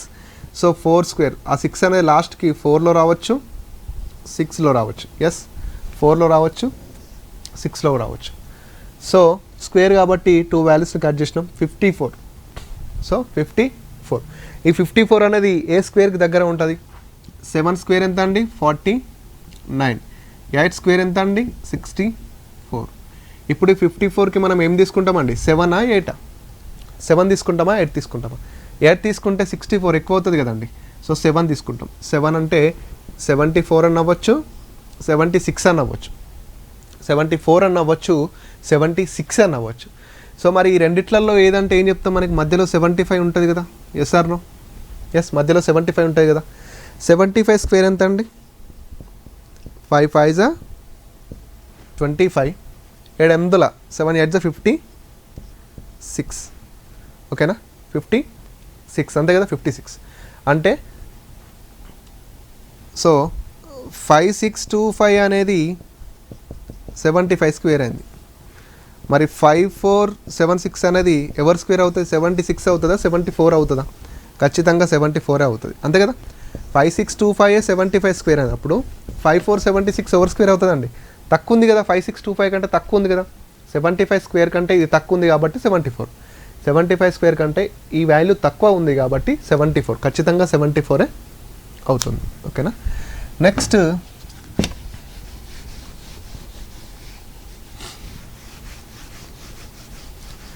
7744. ఓకే, 7744. సో లాస్ట్లో మళ్ళీ ఏముంది 4, లాస్ట్లో 4 ఉంది. 4 అంటే ఎక్కడెక్కడ వచ్చే ఛాన్స్ ఉంది? 2 and 8 అంతేనా. 2 2s 4, 8 8s 64. 64లో లాస్ట్కి 4. ఎస్, 2 8. So 2 numbers cut. 77. 77 అనేది ఎవరికి దగ్గర ఉంటుందండి? 8 8s 64, 9 స్క్వేర్ 9 8 9 9s 81. సో 77 అంటే ఇప్పుడు నువ్వు 8 తీసుకుంటావా 9 తీసుకుంటావా? 77 అంటే నువ్వు 77 అంటే 8 తీసుకుంటావా 9 తీసుకుంటావా? ఖచ్చితంగా నేనైతే 8 తీసుకుంటాను. 8 ఎందుకంటే 77 9 తీసుకున్నాం అనుకోండి 77ని దాటిపోతుంది. 9 స్క్వేర్ వాల్యూ 77ని దాటిపోతుంది కాబట్టి ఖచ్చితంగా 8 తీసుకుంటాం. 64. మరి ఈ రెండిట్లలో ఇచ్చారంటే 85 చేయు. 5 5s 25 కదా, 8 9s 72 కదా, 8 9s 72. ఇప్పుడు నీకు వచ్చిన 85 స్క్వేర్ అనేది ఎంత? 7225 కదా. నీకు వచ్చిన 85 స్క్వేర్ ఎంత? 7225 కదా. మరి నీకు ఇచ్చింది ఎంత? 7744. అంటే ఈ 85 కంటే 7744 ఎక్కువ ఉందా తక్కువ ఉందా? ఎక్కువనే ఉంది కదా. అంటే ఖచ్చితంగా ఇది 88 స్క్వేర్ అయ్యే ఛాన్స్ ఉంది. ఛాన్స్ కాదు, 88 స్క్వేరే అవుతుంది. ఓకేనా. అంటే వాడు ఇచ్చిన ఆ రూట్ వాల్యూ అనేది నీ 5 కన్నా తక్కువ ఉంది అనుకోండి, ఇక్కడికి ఎక్కువ ఉందంటే ఇక్కడికి రావాల్సి ఉంటుంది. ఓకేనా. నెక్స్ట్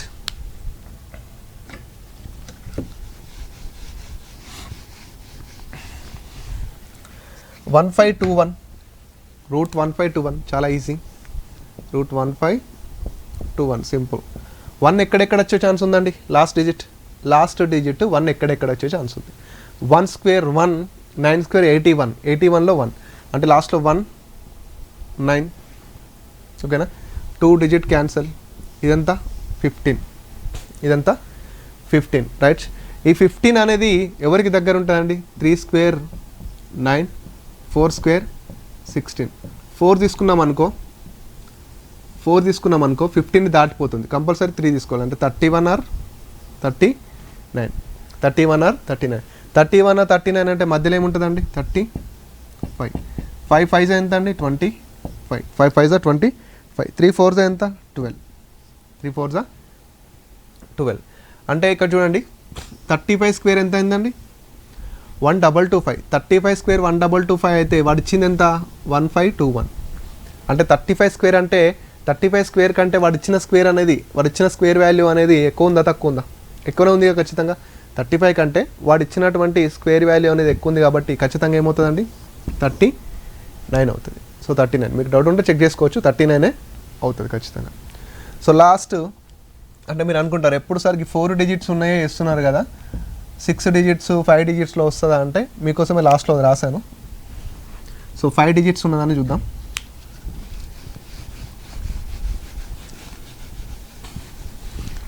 సో 5 డిజిట్స్ ఏమున్నాయండి?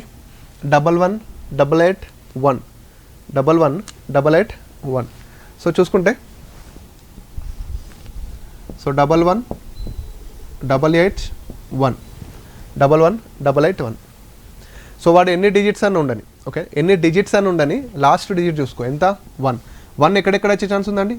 1 స్క్వేర్లో వచ్చే ఛాన్స్ ఉంది, 9 స్క్వేర్లో వచ్చేటటువంటి ఛాన్స్ ఉంది. Yes or no? ఎస్. ఇప్పుడు మనం స్క్వేర్ కాబట్టి 2 వాల్యూస్ కట్ చేస్తాం. 1 2 కట్ చేస్తాం. ఎంత మిగిలింది ఇక్కడ? 118 మిగిలింది. ఇక్కడ ఎంత మిగిలింది? 118. ఈ 118 అనేది ఎవరికి దగ్గర ఉంటుందో చూద్దాం. 10 స్క్వేర్ ఎంత అండి? 100. 11 స్క్వేర్ ఎంత? 121. 11 స్క్వేర్ ఎంత? 121. ఇప్పుడు నువ్వు ఈ 118కి 10 తీసుకుంటావా 11? 11 తీసుకుంటే 121 ఎక్కువ ఉంది కాబట్టి ఖచ్చితంగా 10 తీసుకుంటావు. సో 101 109. మరి ఈ 11 88 1 అనేది 101 స్క్వేరా 109 స్క్వేరా అంటే మధ్యలో ఎవరు ఉంటారండి? 105 ఉంటారు కదా, ఉండరా? 105 ఉంటారు. 5 స్క్వేర్ ఎంత అండి? 25. 10 తర్వాత నెక్స్ట్ నెంబర్ ఏంటి? 11. 10 11 110. ఎస్, 10 11 110. అంటే ఇక్కడ నీకు ఇచ్చిన 105 స్క్వేర్ ఎంత అయింది? 11025. 105 స్క్వేర్ 11025 అయితే మరి 11881 ఎవరు స్క్వేర్ అవుతుందండి? ఖచ్చితంగా 109 స్క్వేర్ అవ్వడం జరుగుతుంది. 109 స్క్వేర్ అవ్వడం జరుగుతుంది. ఎస్, ఈ విధంగా 4 డిజిట్స్ కానీ 5 డిజిట్స్ కానీ 6 డిజిట్స్ కానీ కూడా చేయొచ్చు. ఇట్ డిపెండ్స్ ఆన్ ఆ రూట్ వాల్యూ అండి. ఆ రూట్ వాల్యూస్ ఇచ్చిన దాని ప్రకారం మనం చేస్తాం. 6 డిజిట్స్ కూడా చేయొచ్చు అండి. బట్ మీరు 20 స్క్వేర్ వరకు ఐడియా ఉండాలి కంపల్సరీ. ఓకేనా? మీకు ఎంత ఐడియా ఉంటే ఆ డిజిట్స్ ఎంత పెరిగినా ఏం కాదు. మామూలుగా 4 డిజిట్స్ అయినామనుకోండి, మామూలుగా 4 డిజిట్స్ రూట్ వాల్యూ 4 డిజిట్స్ అయితే మీకు 10 స్క్వేర్ వరకు ఐడియా ఉంటే సరిపోతుంది. రూట్ వాల్యూ 5 ఆర్ 6 దగ్గరికి వెళ్ళింది అనుకోండి, కంపల్సరీ 20 స్క్వేర్స్ వరకు మీకు నోటెడ్గా ఉంటే సరిపోతుంది. ఓకేనా? So this is all about sitting arrangement and root values ఈరోజు క్లాస్లో. సో నెక్స్ట్ క్లాస్లో మరి కొత్త టాపిక్తో మీ ముందు ఉంటాను. Thank you so much.